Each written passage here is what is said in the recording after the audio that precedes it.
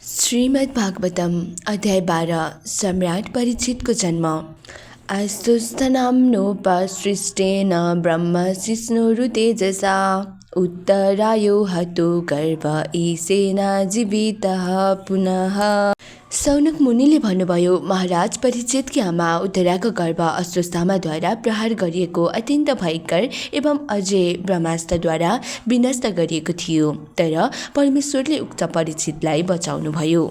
तात्पर्य, नैमिषारण्यका एकत्र भएका ऋषिहरूले सुत गोस्वामीसँग महाराज परीक्षितको जन्मका विषयमा प्रश्न गरे, तर कुराकानीको बीचमा द्रोणपुत्रद्वारा प्रहार गरिएको ब्रह्मास्त्र अर्जुनद्वारा उनलाई दण्ड रानी कुन्ती देवीको प्रार्थना, पाण्डवहरूको भीष्मदेव समक्ष गरिएको उनको प्रार्थना, तदनन्तर भगवान द्वारकाका लागि प्रस्थान जस्ता विषयहरूमाथि चर्चा गरिए।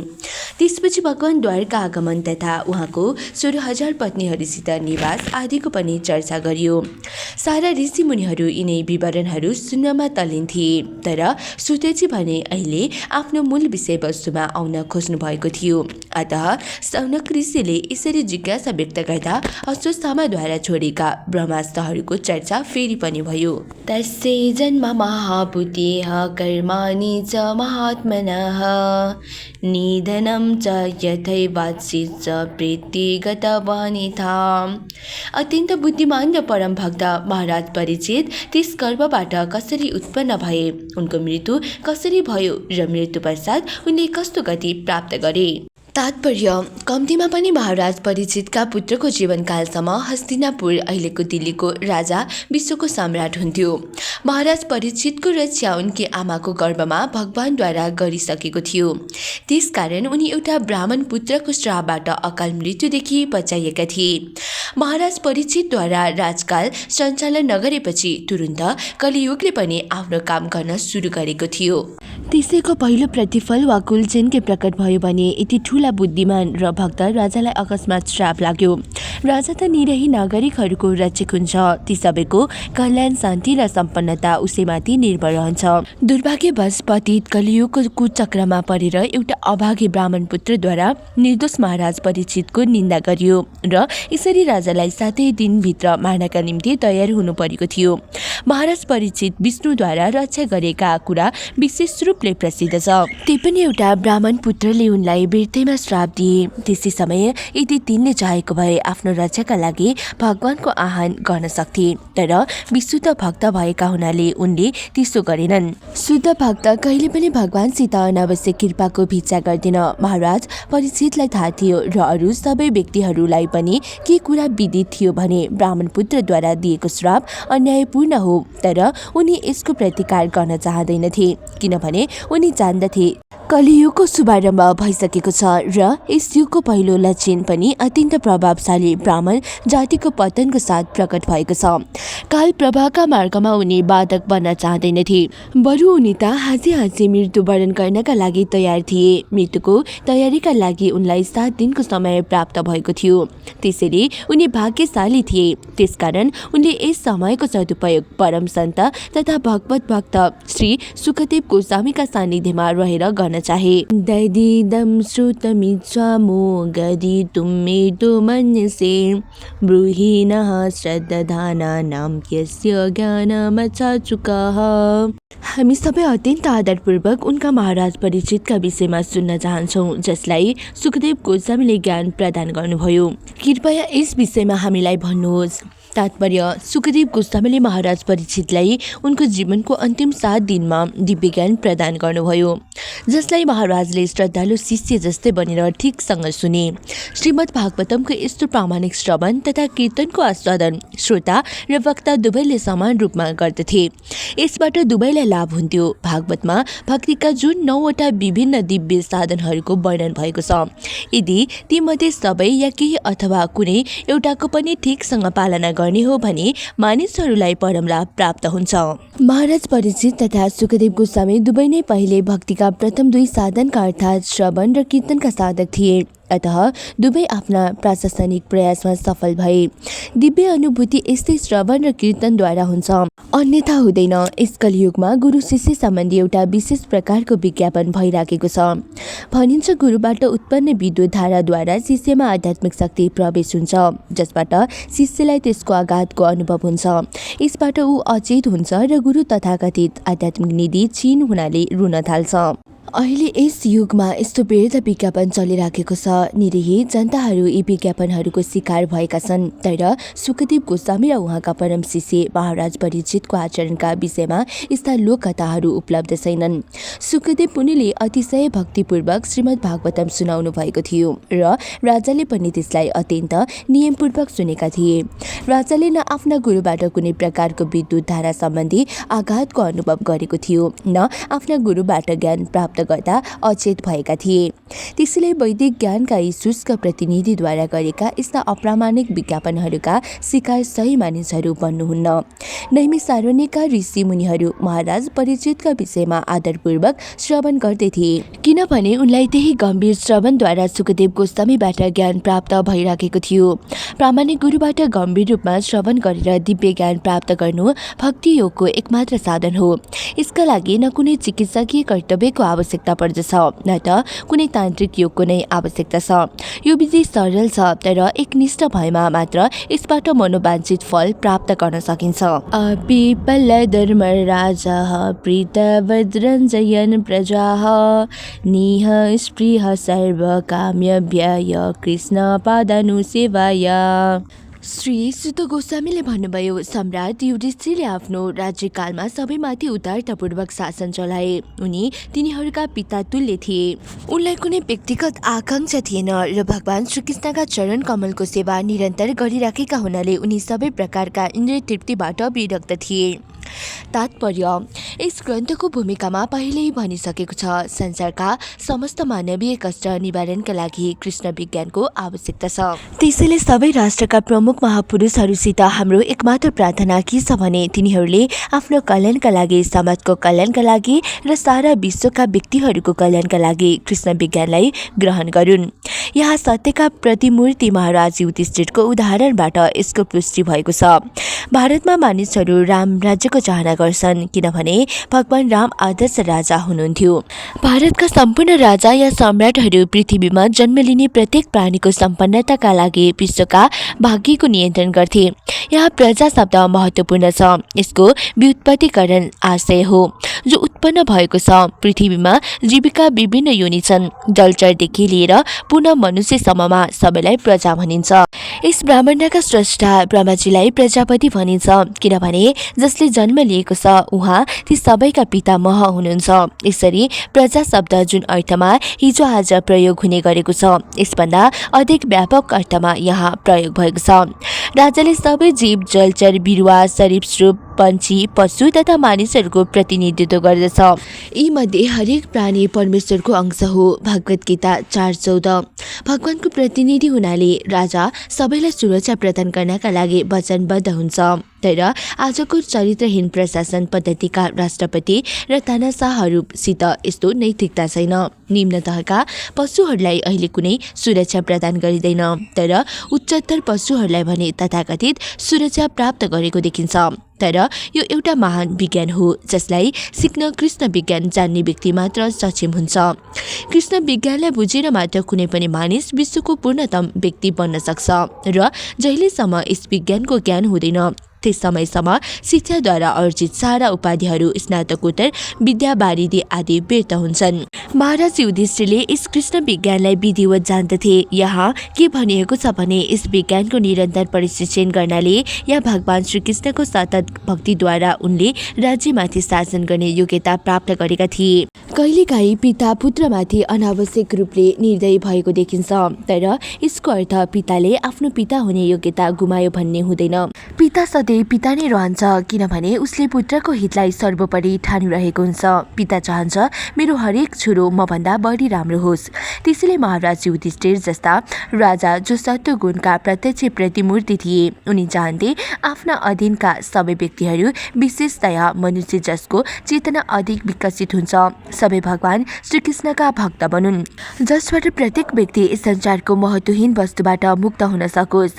तिनका शासनको मूल मन्त्र थियो सबै नागरिकको कल्याण होस्, किनभने उनी साक्षात् सत्व गुणी भएका कारण नागरिकहरूको कल्याण केमा छ भन्ने कुरा उनी जान्दथे।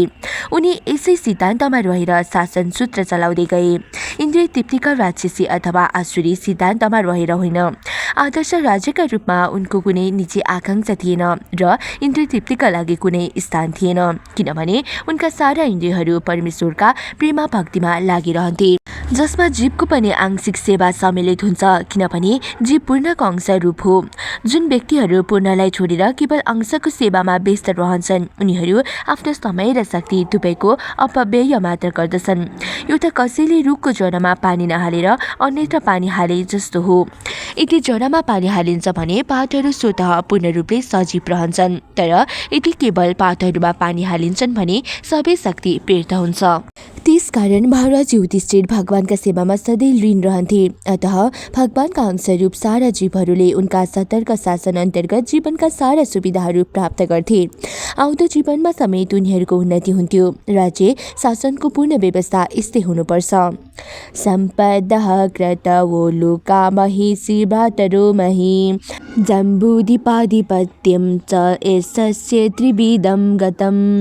महाराज युधिष्ठिरका सांसारिक उपलब्धिहरू सद्गति प्राप्त गर्नका लागि गरिने यज्ञहरू, उनकी महारानी, पराक्रमी भाइहरू, विस्तृत भूभाग, पृथ्वीलोकको प्रभुसत्ता र ख्याति इत्यादिका समाचारहरू सर्वलोकसम्म पुगेका थिए। तात्पर्य केवल धनी र महान व्यक्तिहरूको नाम र यस मात्र सम्पूर्ण जगतमा विख्यात हुन्छ। महाराज युधिष्ठिरको नाम तथा यस लगायत उनको उत्तम शासन, उनका भौतिक उपलब्धिहरू, उनकी महिमामयी पत्नी द्रौपदी, उनका भाइहरू भीम र अर्जुनको पराक्रम एवं जम्बूद्वीपमा उनको सार्वभौम शक्तिका कारण अर्जित यसको सुगन्ध स्वर्गलोकसम्म पुगेको थियो। यहाँ लोका भन्ने शब्द महत्त्वपूर्ण छ। भौतिक र आध्यात्मिक आकाशमा विभिन्न लोकहरू छरिएका छन्। यस जीवनमा कुनै पनि व्यक्ति आफ्नो श्रमद्वारा ती लोकहरूसम्म पुग्न सक्छ, जसको बारेमा भगवत गीता 9:25 वर्णन गरिएको छ। त्यहाँ कोही पनि बलपूर्वक प्रवेश गर्न सक्दैन। यहाँका क्षुद्र भौतिक विज्ञान र इन्जिनियरहरूले बाहिर अन्तरिक्षमा केही हजार मिल टाढासम्म यात्रा गर्ने यान पत्ता लगाएका छन्। ती यानहरू त्यहाँ प्रवेश गर्न सक्दैनन्। उत्तम लोकमा पुग्ने विधि यो होइन। यज्ञ र सेवाद्वारा यस्ता सुखी लोकमा प्रवेश गर्न मानिसले आफूलाई सुपात्र बनाउनु पर्दछ। पाइला पाइलामा जसले पापी जीवन बिताइरहेका छन्, तिनीहरूले पशु योनिमा गएर अधिकाधिक क्लेश भोग्ने आशा गर्नुपर्दछ। भगवत गीता 16:19 पनि यस कुराको उल्लेख भएको छ। महाराज युधिष्ठिरका उत्तम यज्ञ र योग्यताहरू यति साह्रै महान तथा कीर्तिमय थिए, जसको अभिनन्दन गर्न स्वर्गलोकवासीहरू, पुण्यात्माहरू पनि तत्पर थिए।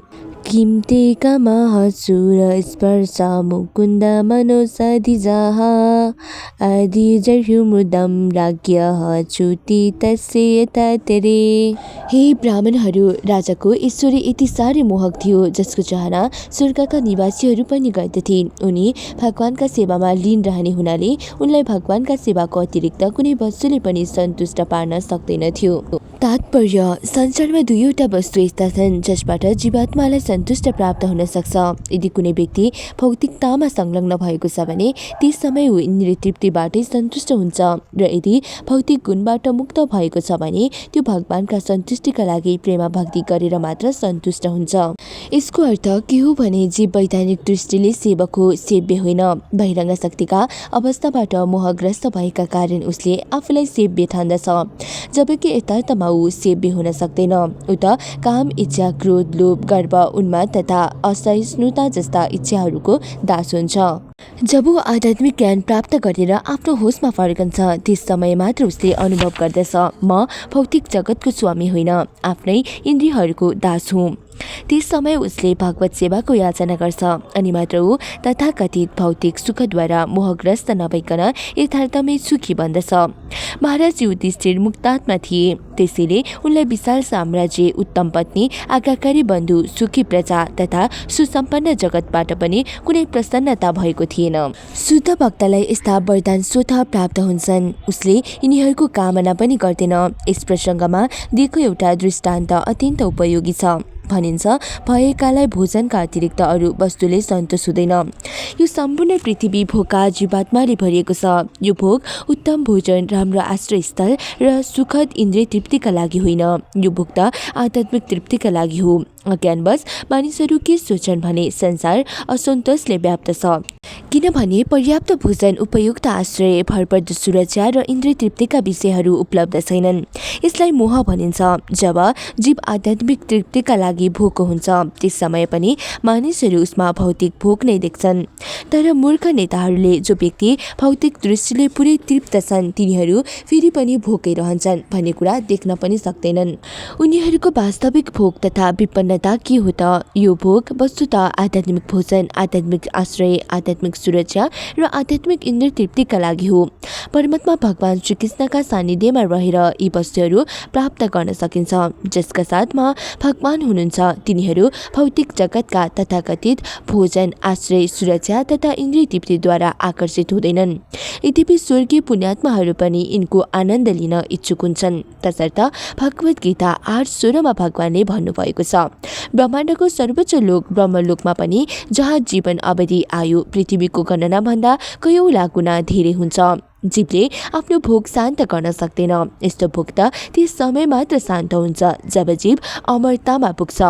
त्यो अमरता ब्रह्मलोक भन्दा धेरै टाढा वैकुण्ठ लोकमा भगवान मुकुन्दको सानिध्यमा मात्र प्राप्त गर्न सकिन्छ, किनभने त्यहाँ भगवानले आफ्ना भक्तलाई मुक्तिको दिव्य आनन्द प्रदान गर्नुहुन्छ। मातुर्गर्भगतो विरह स तदा भृगुनन्दनः दर्दस पुरुषं कचिर्विदामानुश्रितजसा।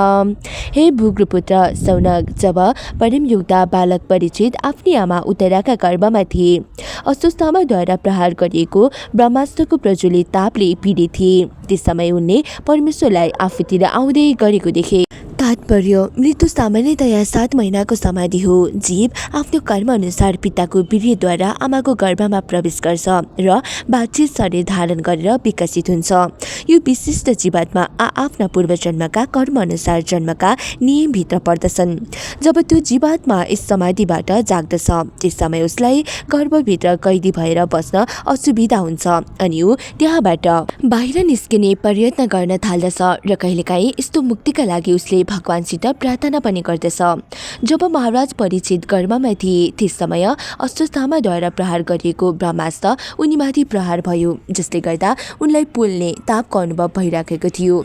तर उनी भगवत भक्त भएका कारण भगवान आफ्नो अपार शक्तिले युक्त भएर गर्भभित्र प्रत्यक्ष प्रकट हुनुभयो। बालकले देखे कोही आफूलाई बचाउन आएको छ। त्यस असहाय अवस्थामा पनि बालक परीक्षितले त्यस्तो असह्य ताप सहन नसके, किनभने उनी स्वभावैले महान योद्धा थिए। त्यसरी यहाँ उनका निमित्त वीर शब्द प्रयोग भएको हो। अङ्गुष्ठमात्रममलम स्फुरत् पुरतमौलिनम अपिबेदर्शनम श्यामम तडिद्वास समाचितम। उहाँ भगवान केवल बुढी औँला जति अग्लो हुनुहुन्थ्यो तर पूर्णतः दिव्य हुनुहुन्थ्यो। उहाँको शरीर अत्यन्त सुन्दर श्याम वर्णको र अछ्युत थियो। उहाँका वस्त्र बिजुली जस्तै पहेँला वर्णका थिए र मुकुट देदीप्यमान सुवर्णको थियो। उहाँलाई त्यस गर्भमा स्थित शिशुले यस रूपमा देखे। श्रीमती गर्ग चतुर्बाहुं तप्त काञ्चनकुण्डलं चेतजाच्यः गदापनिमात्मनः सर्वतो दिशं परिभ्रमन्तमुल्काभां भ्रामयन्तं गदां मुहुः। भगवान 4 भुजाले युक्त हुनुहुन्थ्यो। उहाँका कुण्डल सुनका थिए र आँखा क्रोधले राता भएका थिए। जब उहाँ चारैतर्फ घुम्न लाग्नुभयो त्यस समय उहाँको गदाले चारैतिर झर्दै गरेका तारा उल्का जस्तै निरन्तर चक्कर लगाइराखेको थियो। तात्पर्य, ब्रह्मसंहिता अध्याय 5 मा के भनिएको छ भने परमेश्वर गोविन्द आफ्नो एउटा पूर्ण अंशद्वारा ब्रह्माण्ड मण्डलमा प्रवेश गर्नुहुन्छ र उहाँ आफू स्वयं परमात्मा रूपमा न केवल प्रत्येक जीवका हृदयभित्र भौतिक तत्त्वका प्रत्येक परमाणुमा पनि प्रविष्ट हुनुहुन्छ। यस प्रकार भगवान आफ्नो अचिन्त्य शक्तिले सर्वव्यापी हुनुहुन्छ। उनी भगवान आफ्ना प्रिय भक्त महाराज परीक्षितको रक्षा गर्नका लागि उत्तराका गर्भमा प्रवेश गर्नुभयो। भगवत गीतामा 9:31 भगवानले हरेकलाई के आश्वासन दिनुभएको छ भने उहाँका भक्तको कहिले पनि विनाश हुँदैन। भगवानका भक्तलाई कसैले पनि मार्न सक्दैन, किनभने भगवानले त्यसको रक्षा गर्नुहुन्छ। तर भगवान जसलाई मार्न चाहनुहुन्छ त्यसलाई कसैले बचाउन सक्दैन।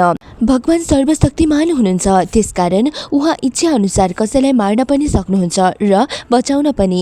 सानो बन्न सक्नुहुन्छ। उहाँले त्यस विषम परिस्थितिमा उत्तराका गर्भमा पनि आफ्ना भक्त महाराज परीक्षितलाई त्यसै रूपमा दर्शन दिनुभयो जुन रूप उनका दृष्टिको अनुरूप थियो।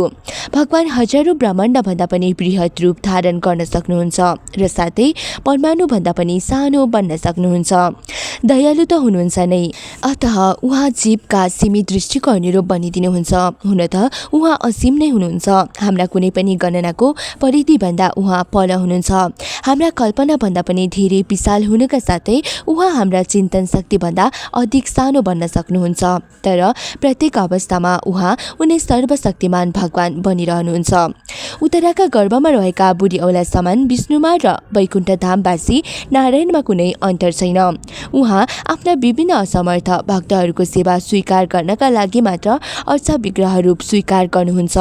अर्चा विग्रहका कृपाबाट भौतिक जगतका सम्पूर्ण भक्तहरू सजिलैसँग भगवानसँग पुग्न सक्छन्।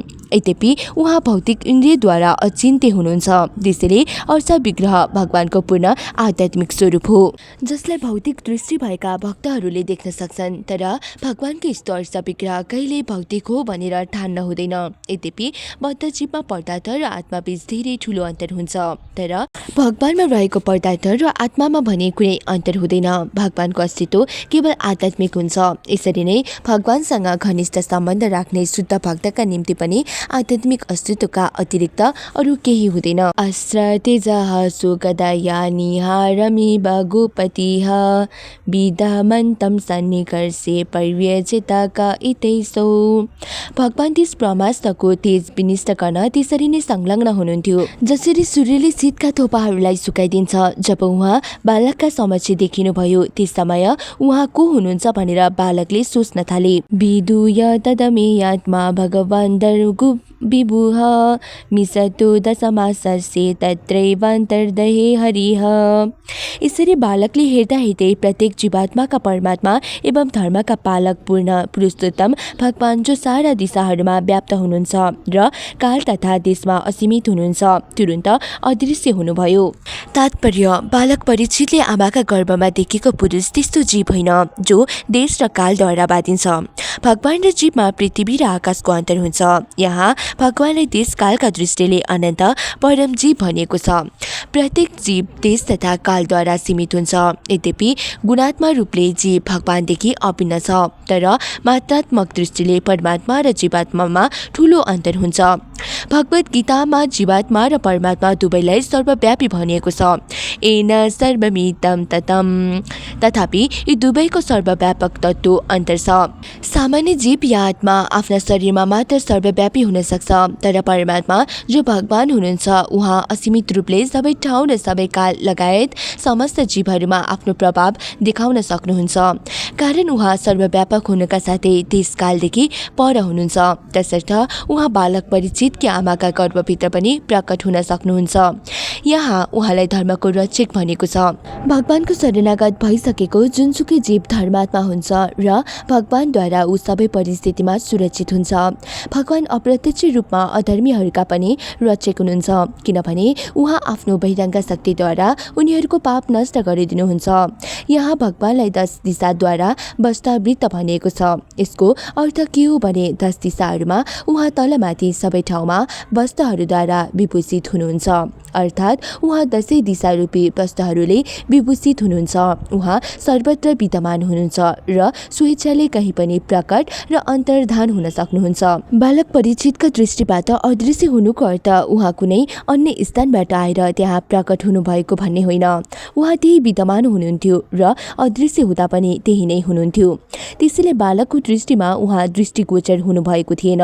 यस तेजमय आकाशको भौतिक आवरण माता प्रकृतिको गर्भ जस्तै छ र हामीहरू जीवात्माका पिता भगवानद्वारा त्यस गर्भभित्र स्थापित गरिएका हौँ।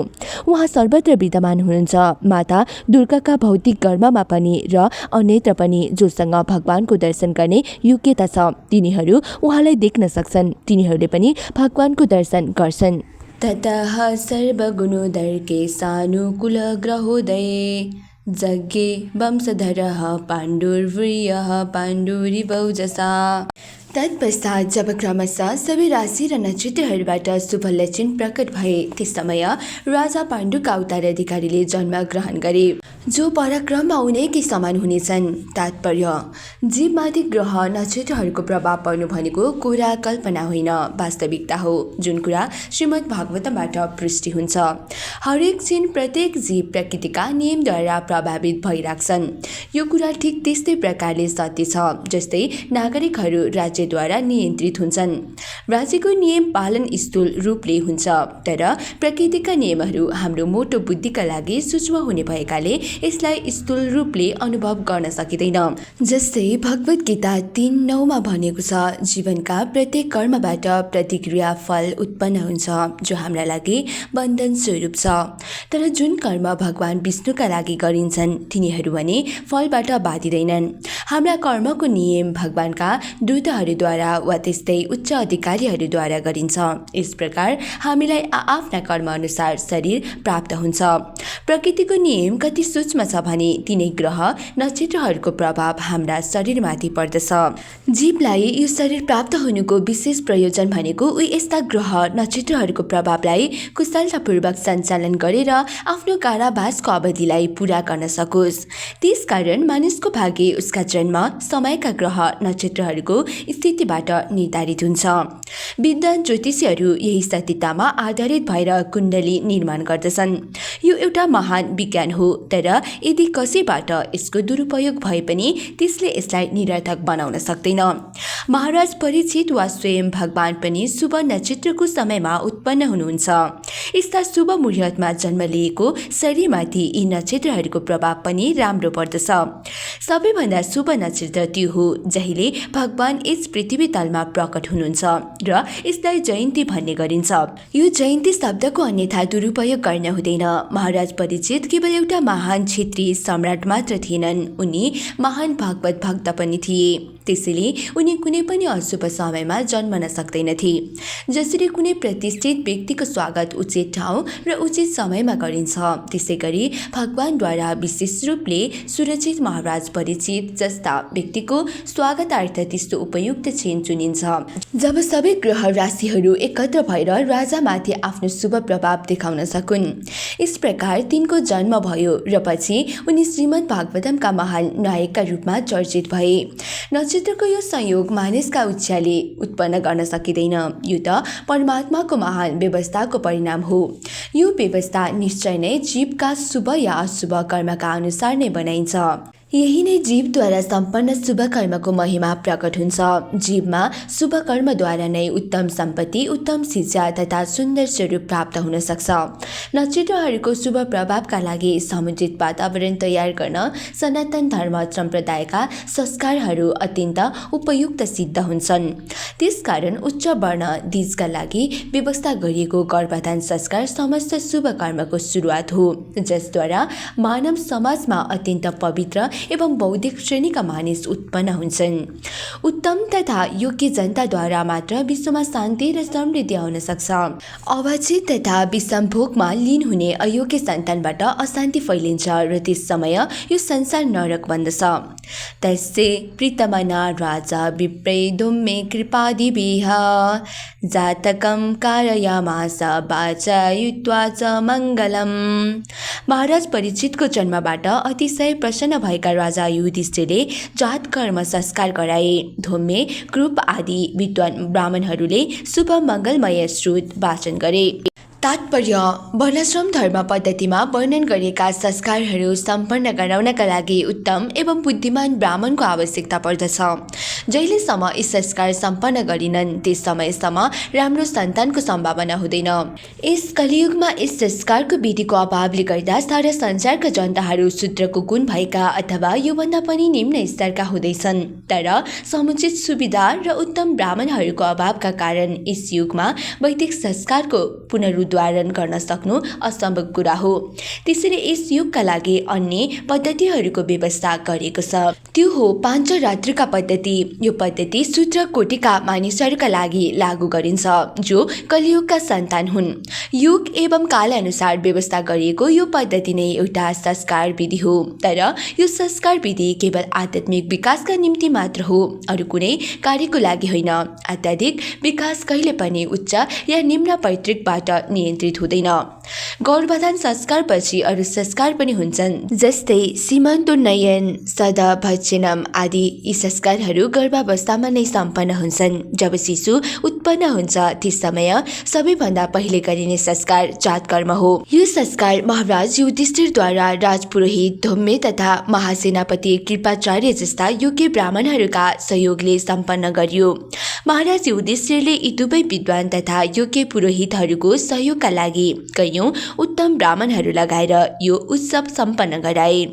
त्यसकारण यस्ता सबै संस्कारहरू केवल औपचारिकता निर्वाह गर्न मनाइने सामाजिक उत्सव मात्र होइनन्, यी व्यवहार उद्देश्यका लागि पनि हुन्छन्। धोम्मे र कृपा जस्ता योग्य ब्राह्मणहरूद्वारा यी कर्महरू सफलतापूर्वक सम्पन्न हुन्छन्।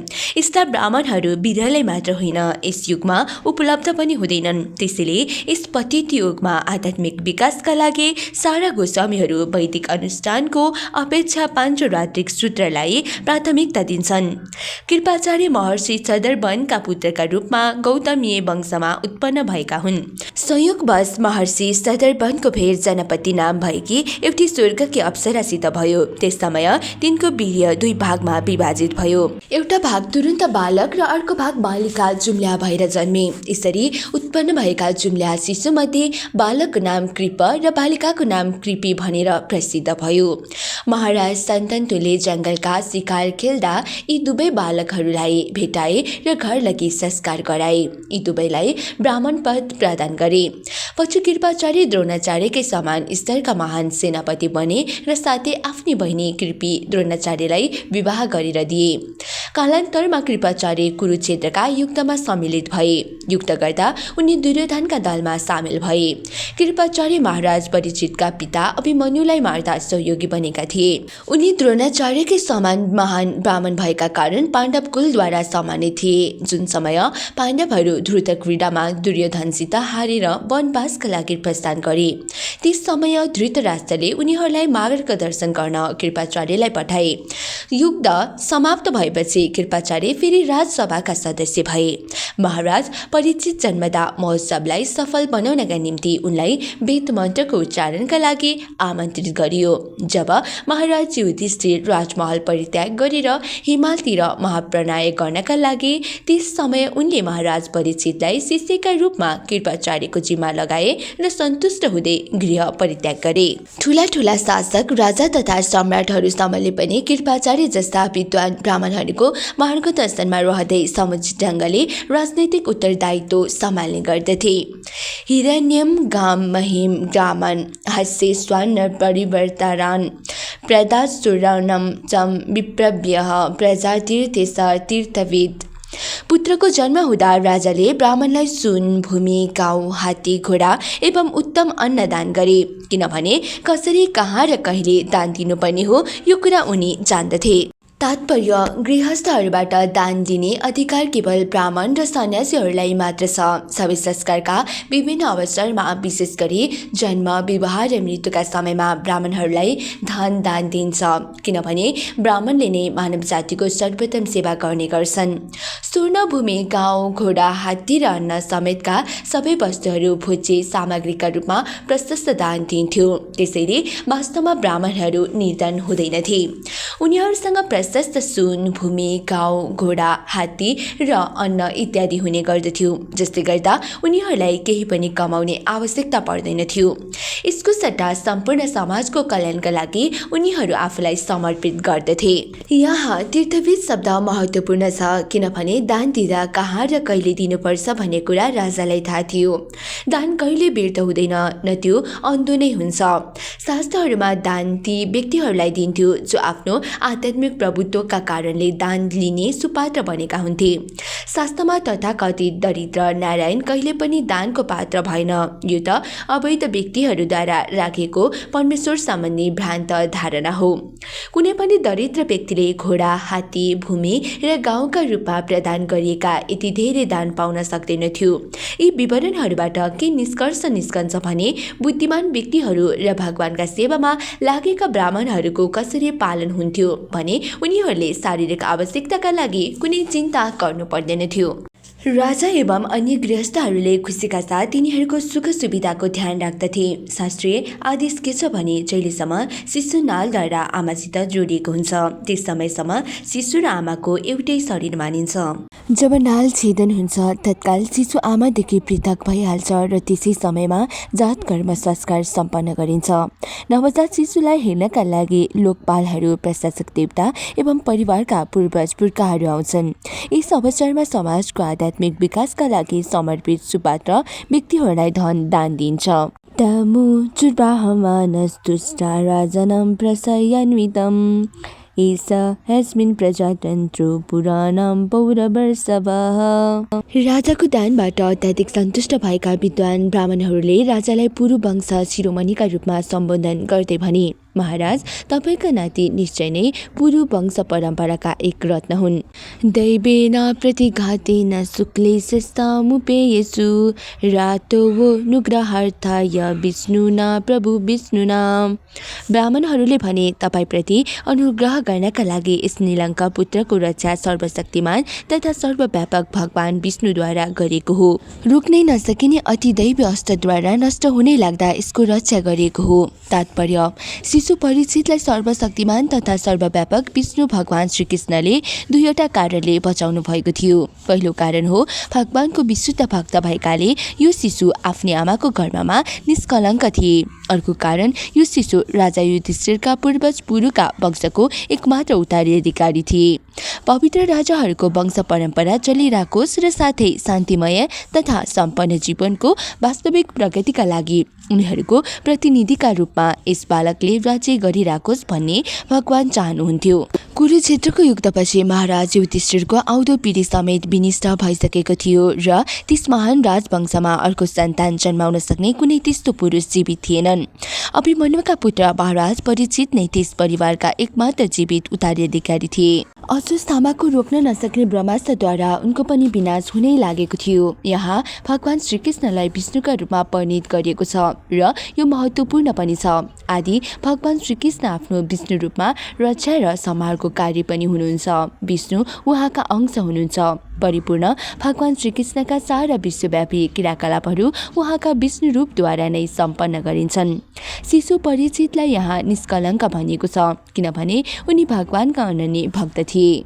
भगवानका यस्ता अनन्य भक्तहरू यस धरातलमा उहाँकै सन्देशलाई सम्पन्न गर्नका निम्ति उत्पन्न हुन्छन्। भगवान के चाहनुहुन्छ भने भौतिक सृष्टिको अघिपछि चक्कर काटिराख्ने बद्ध जीवहरूको उद्धार होस्, जसबाट तिनीहरू भगवत धाममा फिर्ता आउन सकुन्। यसरी भगवानले वेद जस्ता दिव्य साहित्यको निर्माण गरेर सन्त तथा साधुहरूलाई दूतका रूपमा पठाएर र आफ्ना प्रतिनिधि एवं गुरुहरू मार्फत उनीहरूको सहयोग गर्नुहुन्छ।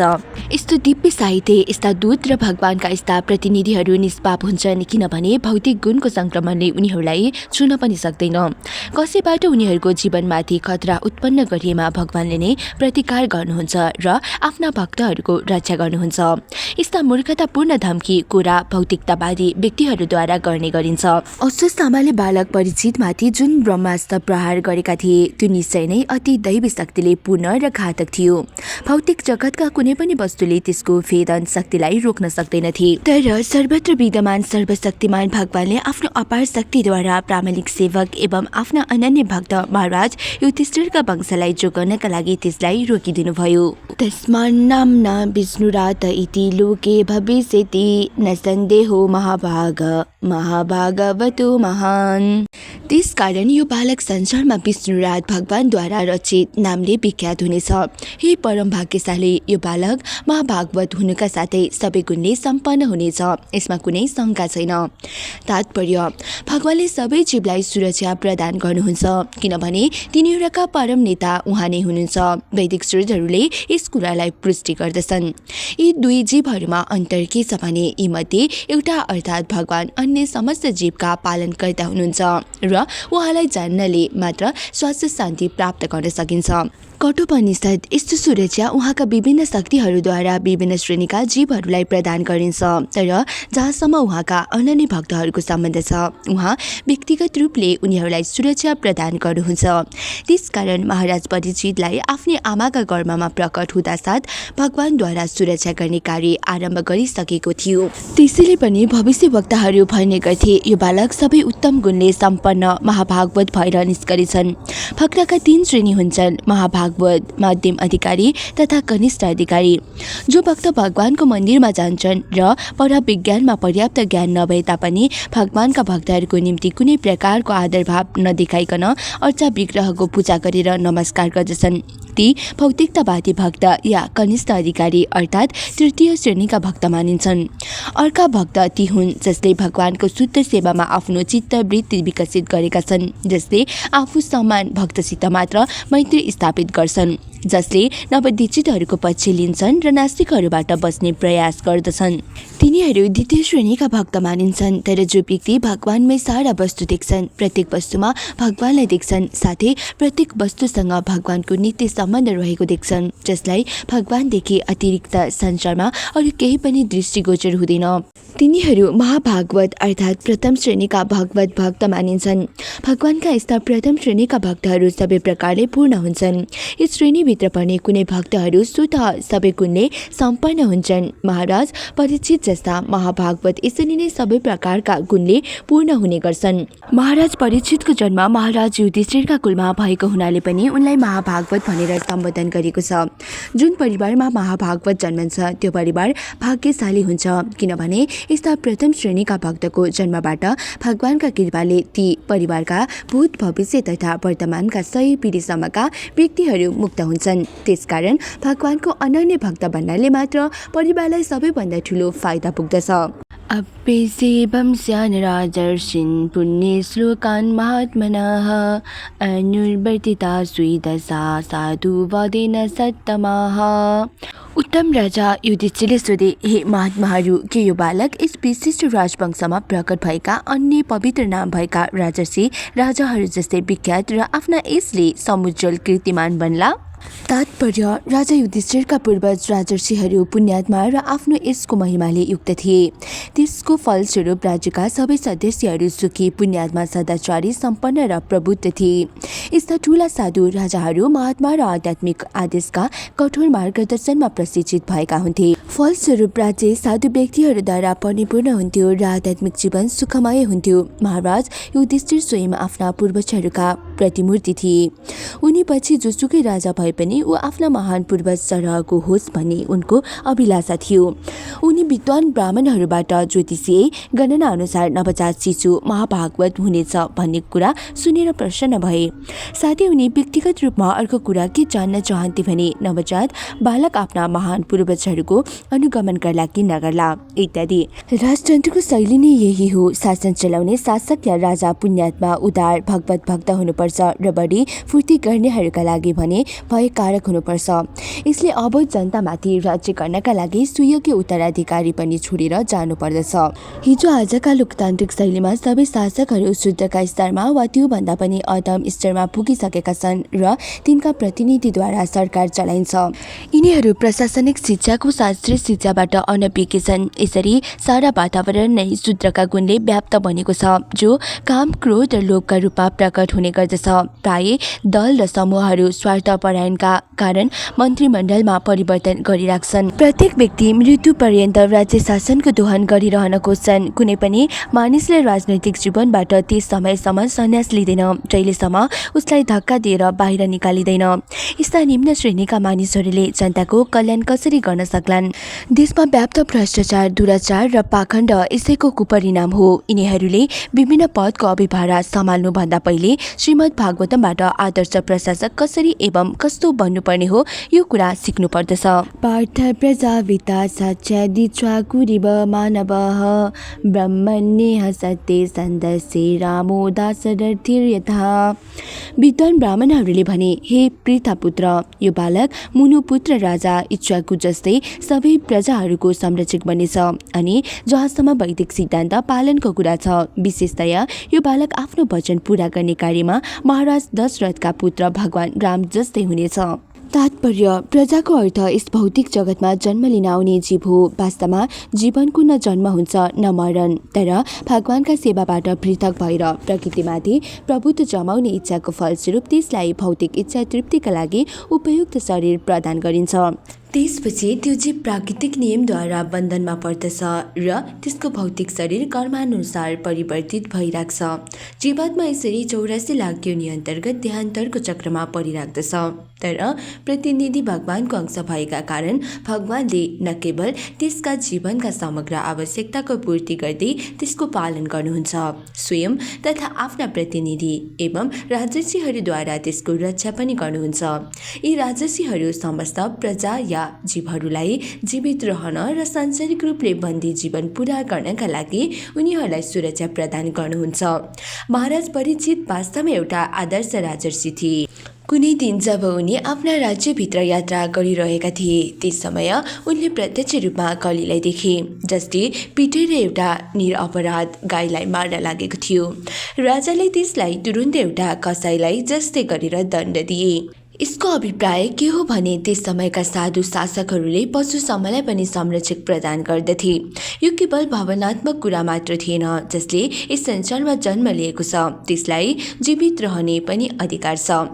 सबै साधु राजाहरू सूर्यवंशका राजाहरूदेखि लिएर पृथ्वीका अन्य राजाहरूसम्म वैदिक साहित्यका प्रभावबाट प्रभावित भएका पाइन्छ।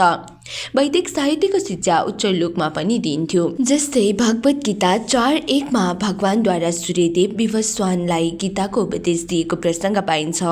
यस्ता शिक्षाहरू परम्पराबाट दिइँदै आएका छन्, किनभने सूर्यले आफ्ना पुत्र मनुलाई दिए, मनुले फेरि महाराज इक्ष्वाकुलाई दिए। ब्रह्माजीका एक दिनमा 14 मनु परिवर्तन हुन्छन्।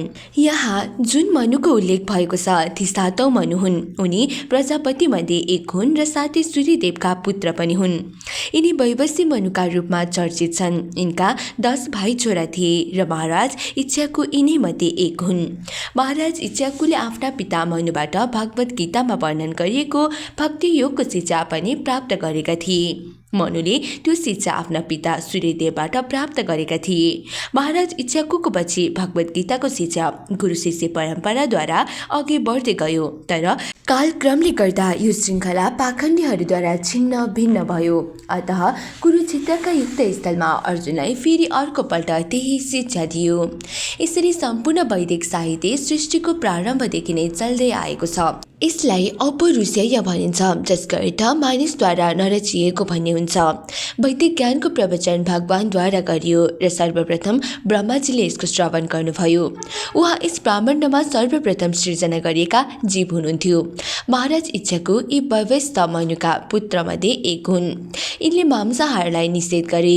यिनको मृत्युपछि यिनैका पुत्र सांसद राजा भए। मनु यस श्लोकको जुन मनुको उल्लेख इक्ष्वाकुका पिताका रूपमा भएको छ ती सातौं वैवस्य मनु अर्थात् विवस्वानका पुत्र थिए, जसलाई भगवान श्रीकृष्णले अर्जुनलाई भन्दा पहिले भगवत गीताको उपदेश दिनुभएको थियो। सबै मानिस मनुका वंशज हुन्। यी वैवस्वत मनुका 10 छोरा थिए, जसको नाम इच्छाकु, नवाग, दृष्ट, शर्याति, निरस्यत्य, नवाग, दृष्ट, करुष, सुरसद्र र वसुमान थियो।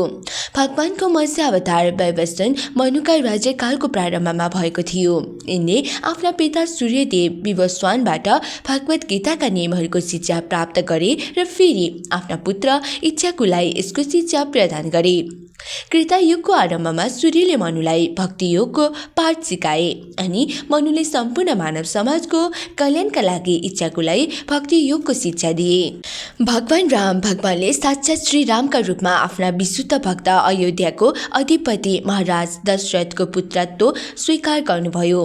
भगवान राम आफ्ना पूर्ण अंशसहित अवतीर्ण हुनुभयो र उहाँका अंशहरू सबै उहाँका भाइका रूपमा प्रकट भए। भगवान राम त्रेता युगको चैत्र महिना शुक्ल पक्षको नवमीका दिन धर्मको स्थापना र अधर्मी पापीहरूको विनाश गर्नका लागि अवतीर्ण हुनुभयो। जब उहाँ तरुण अवस्थामै हुनुहुन्थ्यो, त्यस समय उहाँले सुबाहुलाई मार्नुका साथै नैतिक कार्यमा विघ्न बाधा पुर्याउने मारिचको पनि वध गरी मुनि विश्वामित्रको सहायता गर्नुभयो। ब्राह्मण र क्षेत्रीहरू जनकल्याणमा सहयोग पुर्याउनका लागि प्रतिष्ठापित हुन्छन्। ब्राह्मण मुनिहरू आफ्नो पूर्ण ज्ञानद्वारा व्यक्तिहरूलाई प्रभुत्व गर्दछन् भने क्षेत्रीहरू उनीहरूको रक्षा गर्छन्।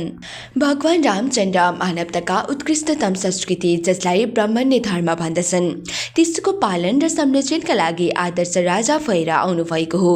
उहाँ विशेष रूपमा गाई तथा ब्राह्मणहरूका संरक्षक हुनुहुन्छ। त्यसैले उहाँले संसारको सम्पन्नतालाई बढाइदिनुहुन्छ। उहाँले प्रशासक देवताहरूलाई विश्वामित्रका माध्यमबाट असुरहरूलाई पराजित गर्नका निम्ति प्रभावशाली हतियार प्रदान गर्नुभयो। राजा जनकका धनुष यज्ञमा पनि उहाँ उपस्थित हुनुहुन्थ्यो। साथै शिवजीको अझै धनुष भाँचेर उहाँले महाराज जनककी छोरी सीतासँग विवाह गर्नुभयो। विवाहपछि उहाँले आफ्ना पिता महाराज दशरथको आदेशअनुसार 14 वर्षको वनवास स्वीकार्नुभयो। देवताहरूको प्रशासनमा सहायक बन्नका निम्ति उहाँले 14,000 असुरहरूको वध गर्नुभयो। रावणले असुरहरूको अनुसरण गर्दै रामकी पत्नी सीता देवीको अपहरण गर्यो। उहाँले सुग्रीवसँग मैत्री स्थापित गर्नुका साथै उनको दाजु बालीलाई मार्ने काममा सहायता दिनुभयो। भगवान रामका सहयोगबाट सुग्रीव बाणहरूका राजा भए। भगवानले हिन्द महासागरमा शिलाको पुल निर्माण गरेर सीताको अपहरण गर्ने रावणको लङ्कापुरी पुग्नुभयो। त्यसपछि उहाँले रावणको वध गर्नुका साथै लङ्काका सिंहासनमा रावणका भाइ विभीषणलाई स्थापित गर्नुभयो। यद्यपि विभीषण रावणका भाइ थिए, तथापि उनलाई भगवान रामले अमर बनाइदिनुभयो। 14 वर्ष पूरा भएपछि लङ्काका सबै कार्य सम्पन्न गरेर भगवान राम पुष्पक विमानद्वारा आफ्नो गृह राज्य अयोध्या फर्कनुभयो। उहाँले आफ्ना भाइ शत्रुघ्नलाई मथुरापुरीमा शासन गर्ने असुर लवानुसुरमाथि आक्रमण गर्न आदेश दिनुभयो। उनले त्यस असुरको वध गरे। उहाँले 10 अश्वमेध यज्ञ गर्नुभयो र पछि सरयू नदीमा स्नान गर्दै गर्दा उहाँ अदृश्य हुनुभयो। रामायण नाम गरेको महाकाव्य यस संसारमा भगवान रामका लीलाहरूको इतिहास हो। प्रामाणिक रामायणको लेखक महाकवि वाल्मीकिद्वारा सम्पन्न भएको हो। एष दाता शरण्यस्य एतार्यौ शिरन्नः शिविः एषो वितनेता स्वान्नाम दोषेन्तिरिवि एज्जोनाम। यी बालक सुप्रसिद्ध उसिनर नरेश र शिवजी जस्तै अत्यन्त दानी र शरणागत वत्सल हुनेछन्। महाराज दुष्यन्तका पुत्र भरतले जस्तै यिनले आफ्ना कुलको नाउँ र यस संसारमा फिजाउनेछन्। तात्पर्य: राजा आफ्नो दान, कर्म, यज्ञ सम्पादन र शरणागतको रक्षा जस्ता कारणबाट विख्यात बन्दछन्। क्षेत्रीय राजा शरणागतलाई सुरक्षा प्रदान गरेर गर्वित बन्दछन्। राजाको यस मनोवृत्तिलाई ईश्वर भाव अर्थात् शुभ कार्यको निम्ति सुरक्षा प्रदान गर्ने वास्तविक शक्ति भनिन्छ। भगवत गीतामा भगवान जीवहरूलाई उपदेश दिँदा भन्नुहुन्छ, तिमी मेरा शरणमा आउँछौ भने म तिमीलाई सबै सुरक्षा प्रदान गर्ने वचन दिन्छु। भगवान सर्वशक्तिमान हुनुका साथै सत्यवक्ता पनि हुनुहुन्छ। त्यसकारण आफ्ना विभिन्न भक्तहरूलाई सुरक्षा प्रदान गर्न उहाँ कहिले पछि हट्नुहुन्न। राजामा भगवानको प्रतिनिधि भएका कारण आफ्ना प्राणको बाजी लगाएर पनि शरणागतको रक्षा गर्ने प्रवृत्ति हुनुपर्दछ। उसिना नरेश महाराज शिवी महाराज यतातिका घनिष्ठ मित्र थिए। त्यसैले उनी स्वर्ग जाँदा शिवीलाई समेत लैजान समर्थ भए। महाराज शिवीलाई मरेपछि मैले स्वर्गलोक जानुपर्दछ भन्ने कुरा थाहा थियो। यस स्वर्गलोकको विवरण महाभारत आदि पर्व 96/9 दिएको छ। महाराज शिवी कति ठूला दानी थिए भने उनले स्वर्गमा प्राप्त भएको आफ्नो उच्च स्थान पनि ययातिलाई दिन चाहन्थे, तर ययातिले त्यसलाई स्वीकार गरेनन्। ययाति अष्टक तथा अन्य महर्षिहरूसँग स्वर्गलोक गएका थिए। ऋषिहरूले सोध्दा ययातिले स्वर्ग जाने क्रममा उनीहरूसित शिवीका पुण्य कर्मको वर्णन गरेका थिए। उनी यमराजको सभाका सदस्य पनि थिए, जो उनका पूज्य देव थिए। भगवत गीतामा भनिअनुसार देवताहरूको उपासक देवलोकमा जान्छ, यान्ति देव्रव्रता देवान। त्यसकारण महाराज शिवी त्यस लोकमा परम वैष्णव अधिकारी यमराजका पार्षद बनेका थिए। उनी पृथ्वी तलमा विद्यमान रहँदासम्म शरणागतका परम रचक र परम दानीका रूपमा विख्यात भइसकेका थिए।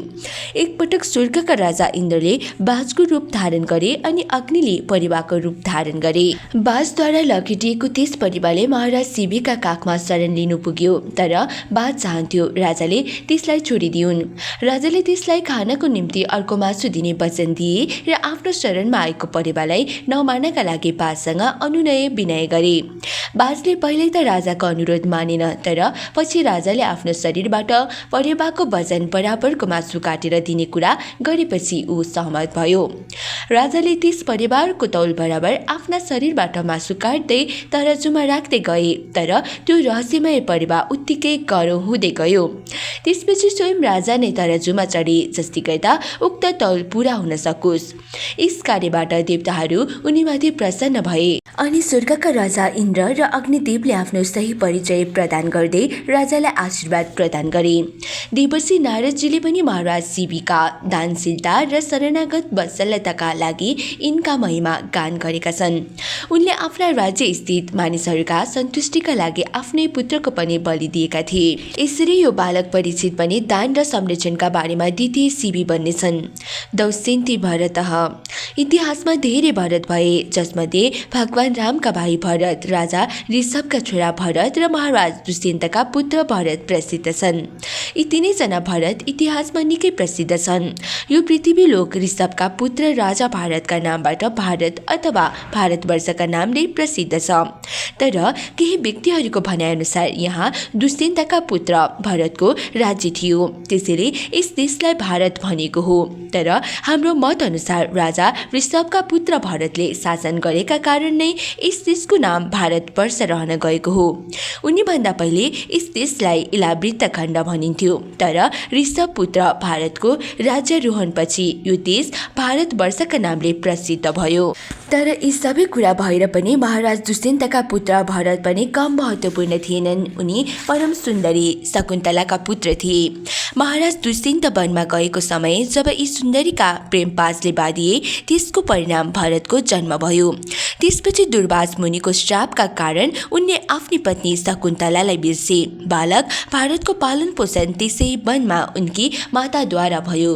उनी आफ्नो बाल्यकालमा नै यति बलवान थिए, उनले जङ्गलका सिंह एवं हात्तीहरूलाई चुनौती दिँदै हिँड्थे र साना साना केटाकेटीहरू कुकुर बिरालोसँग खेले जस्तै उनीहरूसँग लड्दथे।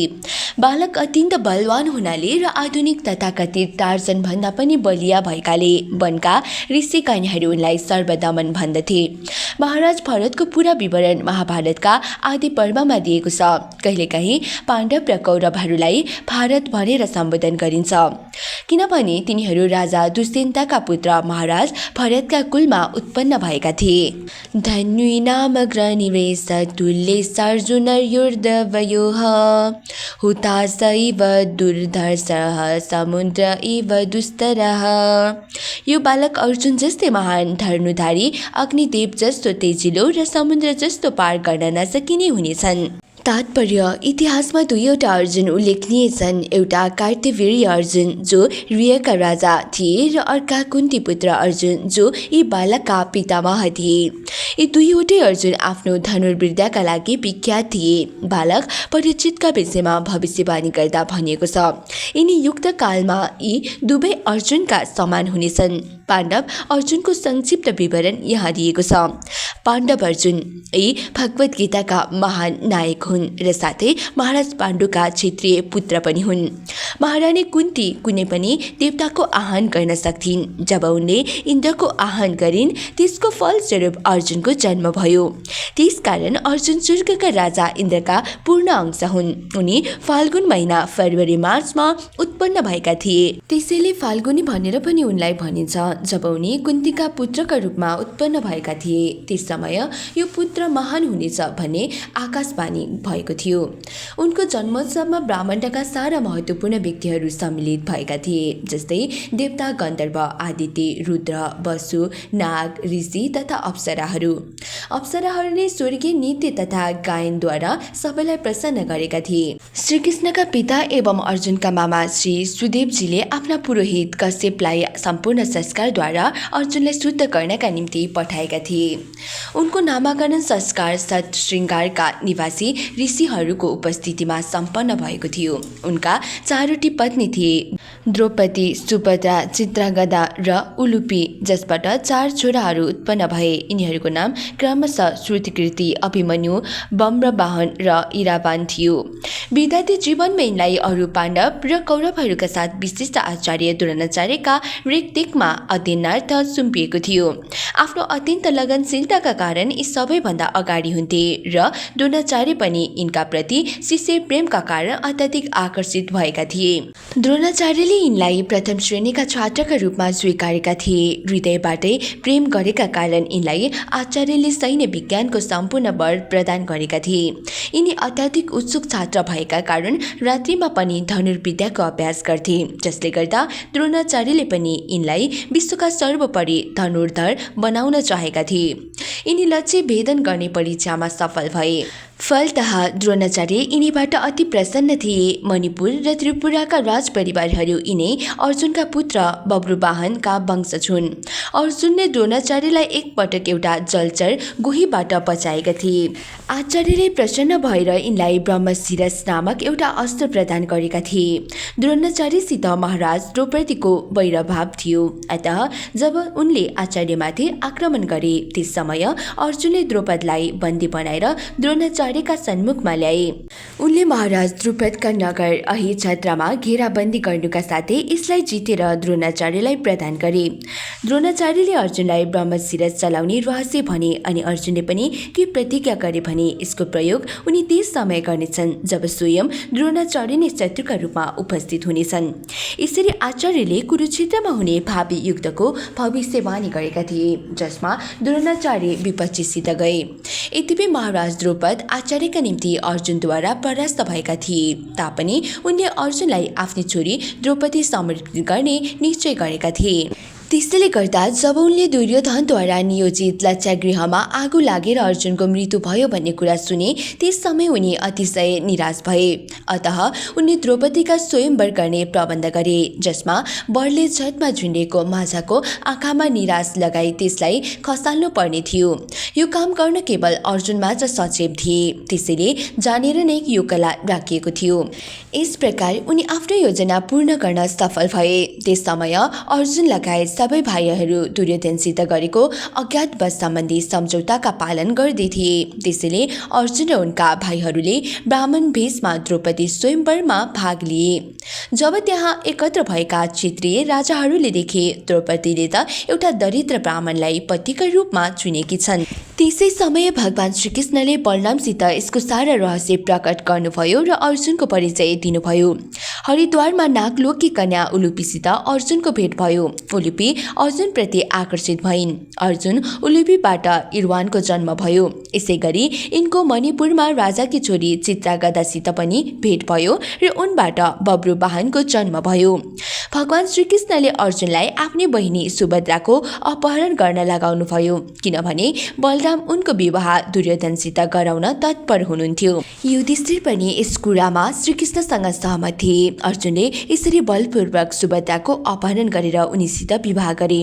सुभद्राका छोरा अभिमन्यु थिए, जसको मृत्युपछि परीक्षित महाराज पुत्रका रूपमा जन्मे। अर्जुनले खाण्डव वन जलाएर जब अग्निदेवलाई प्रसन्न पारे त्यस समय अग्निदेवले उनलाई एउटा अस्त्र प्रदान गरेका थिए। जुन समय खाण्डव वनमा अर्जुनले आगो लगाए त्यस समय इन्द्र अत्यन्त रिसाएका थिए। फलस्वरूप अन्य देवताहरूको सहायताबाट उनले अर्जुनमाथि आक्रमण गरे, तर तिनीहरू सबै अर्जुनबाट पराजित भए। अनन्तः इन्द्र स्वर्गलोकमा फिर्ता जानु पर्यो। जब अर्जुनले मायासुरको रक्षा गर्ने वचन दिए त्यस समय उसले अर्जुनलाई एउटा मूल्यवान शङ्ख प्रदान गर्यो जसको नाम देवदत्त थियो। यसै गरी इन्द्रदेवले पनि यिनको शूरवीरताबाट प्रसन्न भएर धेरै अस्त्र प्रदान गरे। जब महाराज युधिष्ठिर मगधको राजा जरासन्धलाई पराजित गर्न नसकेर निराश भइरहेका थिए त्यस समय अर्जुनले नै उनलाई आश्वासन प्रदान गरे। त्यसपछि अर्जुन भीम र भगवान श्रीकृष्ण जरासन्धको वध गर्नका निम्ति मगधतर्फ प्रस्थान गर्नुभयो। उहाँहरू जब सारा विश्वका राजाहरूलाई जितेर पाण्डवहरूको अधीन गर्नका लागि बाहिर जानुभयो। प्रत्येक सम्राटको राज्याभिषेकपछि विजय यात्रा हुने गर्दछ। त्यस्तै समय पारेर उहाँहरूले केरिन्द नामक देशलाई जित्नुभयो अनि राजा भगदत्तलाई वशमा गर्नुभयो। यसपछि अन्तरगिरी, उलुकपुर तथा मधुरपुर जस्ता देशहरूमा भ्रमण गर्दै समस्त राजाहरूलाई आफ्ना अधीन गर्नुभयो। कुनै समय अर्जुनले कठोर तपस्या पनि गरेका थिए। फलस्वरूप उनलाई इन्द्रले वरदान दिए। शिवजी पनि अर्जुनका शक्तिको परीक्षा गर्न चाहनुहुन्थ्यो, तसर्थ उहाँ एउटा आदिवासीको रूपमा अर्जुन भएको ठाउँमा जानुभयो। दुवैबीच भीषण युक्त भयो र अन्ततः जब उनीसित शिवजी प्रसन्न हुनुभयो त्यस समय उहाँले आफ्नो परिचय दिनुभयो। अर्जुनले विनम्र भएर उहाँसित प्रार्थना गरे। उहाँले प्रसन्न भएर अर्जुनलाई पाशुपत अस्त्र दिनुभयो। अर्जुनले विभिन्न देवताहरूबाट अरू पनि धेरै अस्त्र प्राप्त गरे, जस्तै यमराजबाट दण्डशास्त्र, वरुणबाट पाशास्त्र, स्वर्गका निधिपति कुबेरबाट अन्तर्धान अस्त्र इत्यादि। चन्द्रलोकभन्दा पनि माथि इन्द्रलोक नामक स्वर्गमा अर्जुन जाउन् भन्ने इन्द्र चाहन्थे। त्यहाँ स्थानीय बासिन्दाहरूद्वारा उनको हार्दिक स्वागत हुनुका साथै इन्द्रदेवको संसदमा पनि भव्य स्वागत भयो। त्यस समय उनले इन्द्रसित भेट गरे। इन्द्रले उनलाई केवल ब्रज अस्त्र प्रदान गरे, साथै उनलाई सैन्य शिक्षा र सङ्गति विद्या पनि सिकाए। एक प्रकारले इन्द्र नै अर्जुनका वास्तविक पिता थिए। त्यसैले उनी अर्जुनको मनोरञ्जन स्वर्गकी अप्सरा उर्वशीद्वारा गराउन चाहन्थे। स्वर्गका अप्सराहरू अत्याधिक कामुक हुन्छन् र उर्वशी अर्जुनसँग संसर्ग गर्नका निम्ति व्यग्र थिइन्, किनभने अर्जुन अत्यन्त बलवान पुरुष थिए। उनी अर्जुनसित उनका कोठामा भेट गर्न पुगिन् र आफ्ना इच्छा प्रकट गरिन्, तर अर्जुनले आफ्ना आँखा बन्द गरेर उनलाई कुरु वंशकी जननीका रूपमा सम्बोधन गर्दै आफ्ना निर्दोष चरित्रको परिचय दिए अनि उर्वशीलाई कुन्ती, माद्री र इन्द्रपत्नी सचीदेवीका श्रेणीमा स्थापित गरे। निराश भएर उर्वशीले अर्जुनलाई श्राप दिएर गइन्। स्वर्गमा उनको विख्यात सन्त लोमससित भेट भयो। अर्जुनले उनीसँग महाराज युधिष्ठिरको रक्षा गर्न अनुरोध गरे। जुन समय यिनको परिचित शत्रु दुर्योधन गन्धर्वहरूका पासोमा परे त्यस समय उनको रक्षा गर्ने उद्देश्य लिई अर्जुनले गन्धर्वहरूसित अनुनय विनय गरेका थिए, तर उनीहरूले दुर्योधनलाई नछोडेपछि अर्जुनले ती गन्धर्वहरूसँग युद्ध गरेर दुर्योधनलाई मुक्त गरेका थिए। जब सबै पाण्डवहरू अज्ञातवासमा थिए त्यस समय राजा विराटका दरबारमा यिनी नपुंसकका रूपमा उपस्थित भएर आफ्नी भावी बुहारी उत्तरालाई सङ्गीत सिकाउने शिक्षक बनेका थिए। त्यस समय यिनी विराटका दरबारमा बृहन्नलाका नामले विख्यात भए।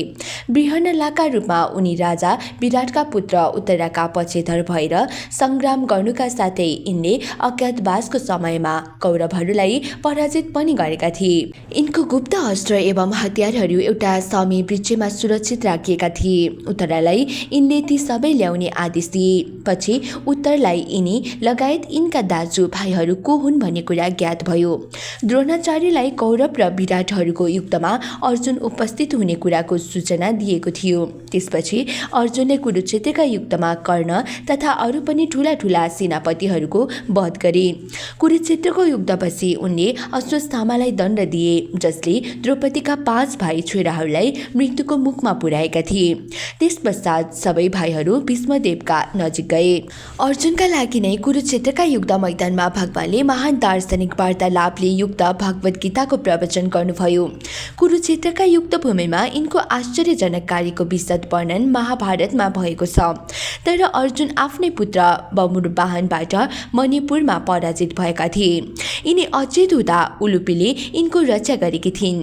भगवान श्रीकृष्ण अदृश्य हुनुभएको समाचार अर्जुनद्वारा महाराज युधिष्ठिरलाई दियो। फेरि अर्जुनले जब द्वारकाको यात्रा गरे त्यस समय श्रीकृष्णका सम्पूर्ण विधवा पत्नीहरूले यिनका अगाडि विलाप गरे। यिनले ती सबैलाई वसुदेवका नजिक लगेर सान्त्वना प्रदान गरे। पछि वसुदेव परलोकवासी भएपछि श्रीकृष्णको अनुपस्थितिमा यिनैले उनको दाह संस्कार गरे। जुन समय अर्जुन श्रीकृष्णका पत्नीहरूलाई लिएर इन्द्रप्रस्थ जाँदै थिए त्यस समय बाटोमा उनीमाथि आक्रमण भयो। यिनी ती स्त्रीहरूको रक्षा गर्न असमर्थ भए। अन्ततः वासुदेवको उपदेशद्वारा सबै पाण्डवहरूले महाप्रस्थानको लागि यात्रा आरम्भ गरे। बाटोमा आफ्ना दाजुभाइहरूको अनुरोध अनुसार यिनले आफ्ना सबै हतियारहरूलाई व्यर्थ मानेर पानीमा फ्याँकिदिए। मृगेन्द्र इव विक्रान्तो निसेव्यो हिमवानिव तिथिर्वसुदेवासौ सहिष्णुः पितरविव। यो बालक सिंह जस्तै बलशाली, हिमालय पर्वत जस्तै आश्रयदाता हुनेछ अनि पृथ्वी जस्तै क्षमताशील तथा माता पिता जस्तै सहिष्णु सहनशील हुनेछ। तात्पर्य: आफ्ना शत्रुलाई समात्न पछि लाग्ने कार्यमा अत्यन्त प्रबल देखिने व्यक्तिलाई सिंहसित तुलना गरिन्छ। मानिसले घरमा बस्दा भेडाको पाटो जस्तो बन्नुपर्छ भन्ने शत्रुलाई लखेट्दा सिंह जस्तो बन्नुपर्दछ। सिंह कहिले पनि जनावरलाई समात्न असफल हुँदैन।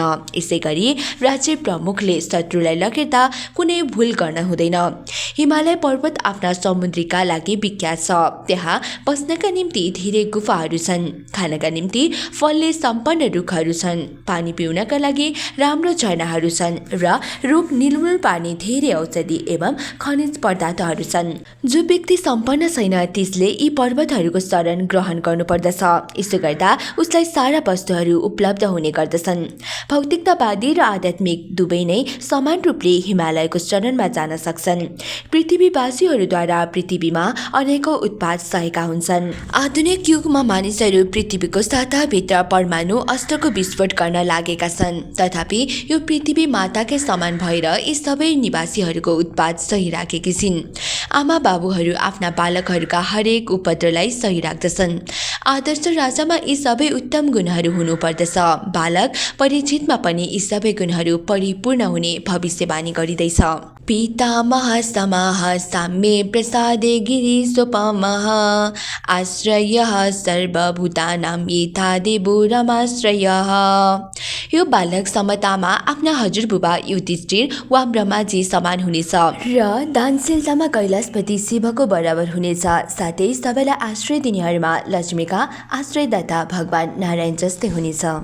तात्पर्य: महाराज युधिष्ठिर र जीवात्माका पितामह ब्रह्माजी यी दुवैको द्योतक मनको समता समदर्शी हो। श्रीधर स्वामीको भनाइअनुसार पितामह शब्द ब्रह्माजीका लागि प्रयोग हुन्छ, तर विश्वनाथ चक्रवर्तीका अनुसार पितामह साक्षात् महाराज युधिष्ठिर हुन्। तर दुवै प्रकारले यो उपमा समान रूपले उत्तम छ, किनभने दुवै नै परमेश्वरका प्रतिनिधि मानिन्छन्। त्यसकारण यी दुवै नै जीवको कल्याणार्थ लागिराख्नले दुवैलाई मानसिकता समता बनाइराख्न आवश्यकता पर्दछ। शासन गर्ने कुनै पनि सर्वोच्च उत्तरदायी कर्मचारी व्यक्तिहरूले जसका लागि कार्य गर्दछन् ती सबैका घात तथा भनाइ सहन गर्नुपर्दछ, किनभने तिनीहरू जनताकै लागि काम गर्दछन्। ब्रह्माजीको आलोचना गोपीहरूसम्मले पनि गरे, जो भगवानका सबैभन्दा विशिष्ट भक्त हुन्। गोपीहरू ब्रह्माजीको कार्यद्वारा असन्तुष्ट थिए, किनभने यस ब्रह्माण्ड विशेषका स्रष्टाका रूपमा उहाँले आँखाको ढक्कन बनाउनुभयो, जसको कारणले भगवान श्रीकृष्णको दर्शन गर्दा उनीहरूलाई बाधा पुग्दथ्यो। एकैछिनका लागि पनि परिलाई झिम्काउन उनीहरू चाहँदैनथे, किनभने यसो गर्दा आफ्ना प्रियतम भगवानको दर्शन रोकिन्थ्यो। त्यसकारण अरूका विषयमा के भनिराख्ने, जो कसैको पनि उत्तरदायी व्यक्तिका हरेक कार्यको आलोचना गर्ने गर्छन्। यसैगरी महाराज युधिष्ठिरले आफ्ना शत्रुहरूद्वारा उत्पन्न गरिने विषम परिस्थितिको सामना गर्नुपर्दथ्यो, तापनि उनले सबै परिस्थितिमा आफ्नो मानसिक सन्तुलन यथावत कायम राखे। अतः मानसिक समता स्थिर पारिराख्नुमा दुवै पितामहको उदाहरण यहाँ अत्यन्त उपयुक्त देखिन्छ। शिवजी भिखारीहरूलाई दान दिनका लागि विख्यात देवता हुनुहुन्छ, त्यसकारण उहाँको नाम आशुतोष पनि हो, जसको अर्थ हो अति शीघ्र प्रसन्न हुने। उहाँलाई भुते महेश्वर पनि भनिन्छ। यसको अर्थ सर्वसाधारण व्यक्तिका स्वामी हो। उहाँ परिणाम विचारै नगरी वरदान दिनुहुन्छ, त्यसैले उहाँप्रति जो पनि अत्याधिक आकर्षित हुने गर्दछन्। रावण शिवजी प्रति अत्यन्त आसक्त थियो र उसले उहाँलाई प्रसन्न पारेर कति धेरै शक्तिशाली भयो भने भगवान रामको सत्ताको पनि ऊ विरोध गर्न चाहन्थ्यो। निसन्देह जब राम शिवजीका आराध्य भगवान रामसँग लड्न त्यस समय शिवजीले त्यसको कुनै मद्दत गर्नु भएन। शिवजीले वृकासुरलाई त्यस्तो वरदान दिनुभएको थियो जो हास्यास्पद मात्र होइन, भयानक पनि थियो। शिवजीका कृपाले वृकासुर यति साह्रै शक्तिशाली भयो, उसले जसका शिरमा हात राख्दथ्यो त्यो तुरुन्त भस्म भइहाल्दथ्यो। यद्यपि यो वरदान शिवजीले दिनुभएको थियो तापनि त्यस चालाक कृतज्ञ असुरले शिवजीको शिरमा स्पर्श गरी उक्त वरदानको प्रयोग गर्न खोज्यो अनि त्यस सङ्कटबाट आफ्नो रक्षा गर्नका लागि शिवजीले विष्णुको शरण लिनु पर्यो। विष्णुले आफ्नो मायाद्वारा वृकासुरलाई उसको आफ्नै शिरमा स्पर्श गर्न लगाउनु भयो। त्यसले त्यसै गर्यो जसबाट ऊ भस्म भयो र यो संसार देवताहरूका द्रुत भिखारीको सङ्कटबाट मुक्त भयो। सबैभन्दा ठुलो कुरा के छ भने शिवजी कहिले कसैलाई पनि वरदान दिने कुरामा निषेध गर्नुहुन्न। त्यसैले यद्यपि कहिलेकाहीँ उहाँबाट यस्ता गल्ती हुने गर्छन् तथापि उहाँ सर्वाधिक उदार हुनुहुन्छ। रमाको अर्थ धनकी देवी हो। उहाँको आश्रय भगवान विष्णु हुनुहुन्छ। भगवान विष्णु समग्र जीवका पालक हुनुहुन्छ। यस्ता असङ्ख्य जीव छन् जो यस लोक र अन्य लोकहरूमा रहन्छन्। त्यस्ता लोकहरू पनि लाखौँ छन्। आत्मा साक्षात्कारका मार्गमा अग्रसर हुनका लागि ती सबैलाई जीवनका सबै सुविधा प्रदान गरिन्छ, तर इन्द्रिय तृप्तिका मार्गमा मात्र लाग्दा मायाका कारण यिनीहरू कठिनाइमा फस्दछन्। अतः यिनीहरू आर्थिक विकासको छोटो योजनाका मार्गमा विचरण गर्दछन्। यस्तो आर्थिक विकास कहिले पनि सफल हुँदैन किनभने यो भ्रान्तिमूलक छ। यिनीहरू भ्रमकी देवी लक्ष्मी देवीको पछि पछि लागिराख्छन्, तर यिनीहरूलाई लक्ष्मी केवल विष्णुका संरक्षणमा मात्र बस्नुहुन्छ भन्ने कुरा जानकारी हुँदैन। विष्णु बिनाकी लक्ष्मी त केवल माया वा भ्रम मात्र हो। तसर्थ हामीले प्रत्येक रूपमा लक्ष्मीको आश्रय नखोजी विष्णुको आश्रय लिनुपर्दछ। केवल विष्णु र उहाँका भक्तहरूले मात्र सबैलाई आश्रय प्रदान गर्न सक्नुहुन्छ किनभने महाराज परीक्षितको रक्षा विष्णुले नै गर्नुभएको हो। भगवान विष्णु नै आफ्ना शासनमा रहने सबै जीवात्माहरूलाई पूर्ण संरक्षण दिन समर्थ हुनुहुन्छ। यही नै सर्वथा सम्भव सत्य कुरा हो। सर्व सद्गुणा महात्म्ये स कृष्ण मनुव्रतः रन्ति देव इवोदारो ययातिरिव धार्मिकः। यो बालक भगवान श्रीकृष्णका पद चिन्हको पालन गर्दै उहाँकै समान हुनेछ। उदारतामा यो रन्ती देव जस्तो समान र धर्ममा महाराज ययातिकै समान बन्नेछ। तात्पर्य भगवत गीतामा भगवान श्रीकृष्णको अन्तिम उपदेश छ, मानिसले सर्वस्व परित्याग गरेर पनि भगवानकै चरण चिन्हको अनुसरण गर्नुपर्छ। दुर्भाग्यवश अल्पज्ञ व्यक्तिहरू यस महान उपदेशलाई ग्रहण गर्दैनन्, तर जो सही बुद्धिमान छन् उनीहरू भने यस भव्य उपदेशलाई ग्रहण गरी तुरन्त लाभान्वित हुन्छन्। मूर्खहरू संकटबाट नै गुण ग्रहण गरिन्छ भन्ने कुरा जान्दैनन्। भौतिक अनुभवमा जसरी आगोको सम्पर्कमा आएको वस्तु आगो जस्तै रातो हुन्छ, त्यसै गरी आध्यात्मिक अनुभवमा भगवानको सङ्गतमा रहेको व्यक्तिमा भगवानका जस्तै गुणहरू विकसित हुन्छन्। पहिल्यै भनिसक्यो, भगवानको घनिष्ठ सङ्गतबाट हामी 78% दैवी गुण प्राप्त गर्न सक्षम हुन्छौँ। भगवानको आज्ञा पालन गर्नु नै उहाँको सङ्गत गर्नु हो। भगवान कुनै भौतिक वस्तु हुनुहुन्न जसको उपस्थिति यस्ता सङ्गतका अनुभवका लागि आवश्यक हुन्छ। भगवान सर्वत्र र सबै समयमा उपस्थित हुनुहुन्छ। केवल उहाँको आदेश पालन गर्नाले मात्र उहाँको सङ्गत प्राप्त गर्न सम्भव छ, किनभने भगवान एवं उहाँको आदेश तथा उहाँका नाम, यश, गुण र सामग्री उहाँदेखि भिन्न छैनन्। महाराज परीक्षित आफ्नै आमाको गर्भदेखि लिएर आफ्ना अमूल्य जीवनको अन्तिम क्षणसम्म भगवानका सङ्गतमा रहे।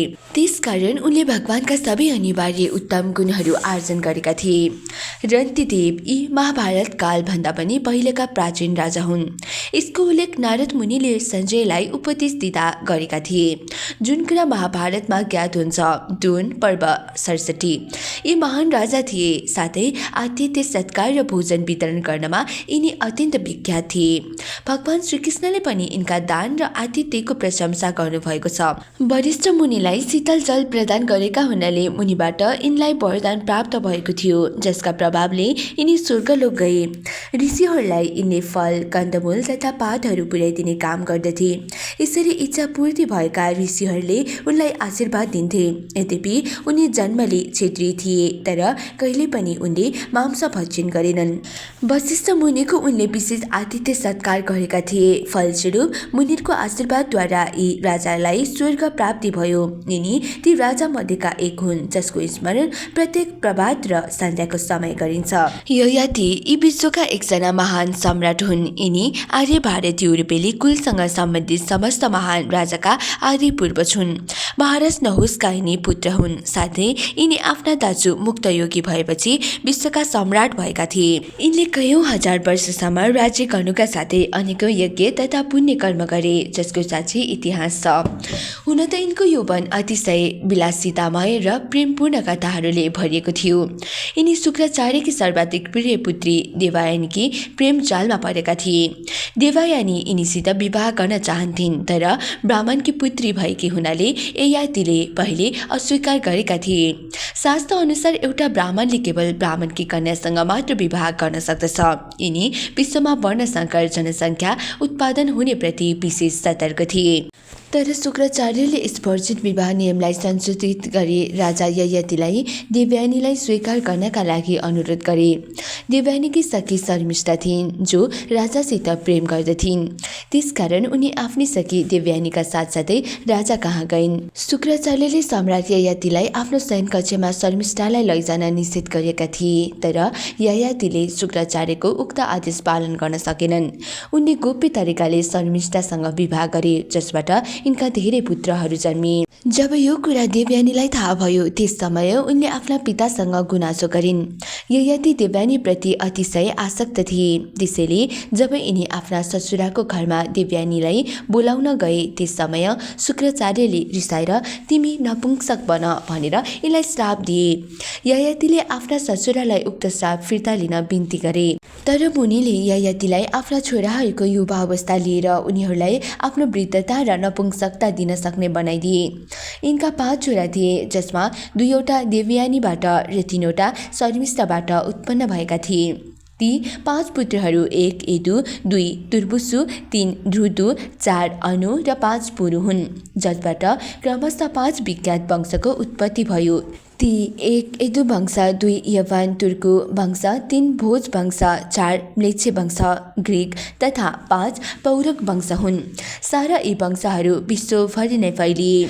आफ्ना पुण्य कर्मका प्रभावले ययाति स्वर्गलोकमा पुगे, तर त्यहाँ पुगेर पनि यिनले आत्मप्रशंसा र अरू महात्माहरूको आलोचना गरेका हुनाले स्वर्गबाट तल झर्नु पर्यो। तिनको यसरी पतन भएपछि छोरी र नातिले नै यिनलाई आफ्ना सम्पूर्ण पुण्य कर्महरू प्रदान गरे। त्यसपछि आफ्ना नाति र मित्र शिवीको सहयोगबाट फेरि उनी स्वर्गलोक पुगे, जहाँ गएर उनी यमराजको सभाको सदस्य बने। साथै भक्तका रूपमा उनी त्यसै ठाउँमा रोकिए। यिनले 1000 भन्दा अधिक यज्ञ गरी उद्धार भएका ती यज्ञहरूमा दान गरेका थिए। ययाति अत्यन्त प्रभावशाली राजा थिए। सम्पूर्ण पृथ्वीमा यिनको वर्चस्व थियो। जुन समय यिनी काम वासनाले 1000 वर्षसम्म अत्याधिक पीडित रहे, त्यस समय यिनका सबैभन्दा कान्छा छोराले यिनलाई आफ्नो यौवन प्रदान गरे। अन्ततः सांसारिक जीवनबाट विरक्त भएर आफ्ना छोरा पुरुलाई यिनले उनको यौवन फिर्ता दिए। पुरुलाई यिनले आफ्नो राज्य पनि सुम्पिन खोजे, तर दरबारका व्यक्ति र प्रजागणले यो स्वीकार गरेनन्। तर जब यिनले प्रजाहरूसित राजा पुरुको महत्त्वका बारेमा वर्णन गरे, त्यसपछि सबैले उनलाई राजाका रूपमा स्वीकार गरे। अनि सम्राट ययाति गृहस्थ जीवनबाट विरक्त भएर घर छोडेर वनतर्फ लागे। धृत्या बलि समाह कृष्णे प्रहादैव सद्ग्रह आहर्तश्रु श्रीमदानं वृन्दानां पर्युपासकः। यो बालक धैर्यमा बलि महाराज जस्तो हुनेछ र प्रहलादजी जस्तो भगवान श्रीकृष्णको अनन्य भक्त हुनेछ। धेरै अश्वमेध यज्ञ सम्पन्न गर्दै यसले वृद्ध एवं अनुभवी व्यक्तिहरूको सल्लाह अनुसार काम गर्नेछ। तात्पर्य बलि महाराज यी भगवानका भक्तिका 12 अधिकारीहरूमध्ये एउटा हुन्।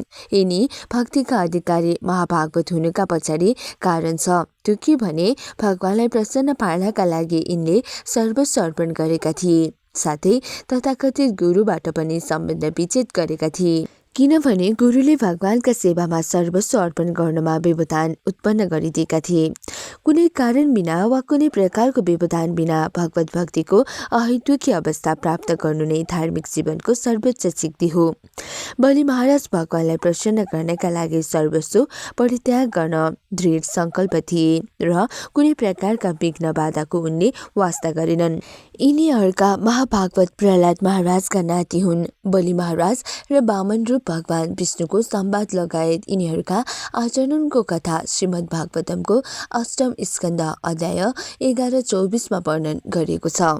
प्रहलाद महाराज यी भगवान श्रीकृष्ण विष्णुका परम भक्त थिए। यिनी केवल 5 वर्षका मात्र हुँदा पिता हिरण्यकशिपुले भगवानका अनन्य भक्त भएकाले यिनलाई कठिन दण्ड दिएका थिए। यिनी हिरण्यकशिपुका प्रथम पुत्र हुन् र यिनकी माताको नाम कयादु हो। प्रहलाद महाराज महाभागवत थिए। यिनका पिताको वध नरसिंहदेवले गर्नुभएको थियो। यिनका चरित्रबाट के दृष्टान्त प्रस्तुत भएको थियो भने यदि भक्ति मार्गमा आफ्नै पिता पनि बाधक बन्छन् भने तिनलाई यस मार्गबाट हटाउन पर्दछ। यिनका 4 भाइ छोरा थिए। सबैभन्दा ठुलो छोरा विरोचनबाट बलि महाराज पुत्रका रूपमा जन्मेका थिए। प्रहलाद महाराजका क्रियाकलापको वर्णन श्रीमद् भागवतमको सप्तम स्कन्धमा उपलब्ध छ। राजर्षिणां जनयिता शास्ता चोपथगामिनां निग्रहिता कलेरेसा भूभो धर्मस्य कारणात्। यो बालक ऋषि तुल्य राजाहरूको पिता हुनेछन् र विश्व शान्ति र धर्म मर्यादा भङ्ग गर्ने उपद्रवकारीहरूलाई दण्ड दिने शासक बन्नेछन्।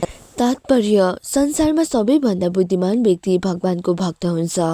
ऋषि मुनिहरू त्यस्तै बुद्धिमान व्यक्ति मानिन्छन्। ज्ञानका विविध शाखाहरूका लागि विभिन्न बुद्धिमान व्यक्तिहरू हुन्छन्। अतः जहिलेसम्म राजा या कुनै राज्यको अध्यक्ष सबैभन्दा बुद्धिमान व्यक्ति हुँदैन तहिलेसम्म उसले राज्यका सबै प्रकारका बुद्धिमान व्यक्तिहरूलाई अधीनमा राख्न सक्दैन।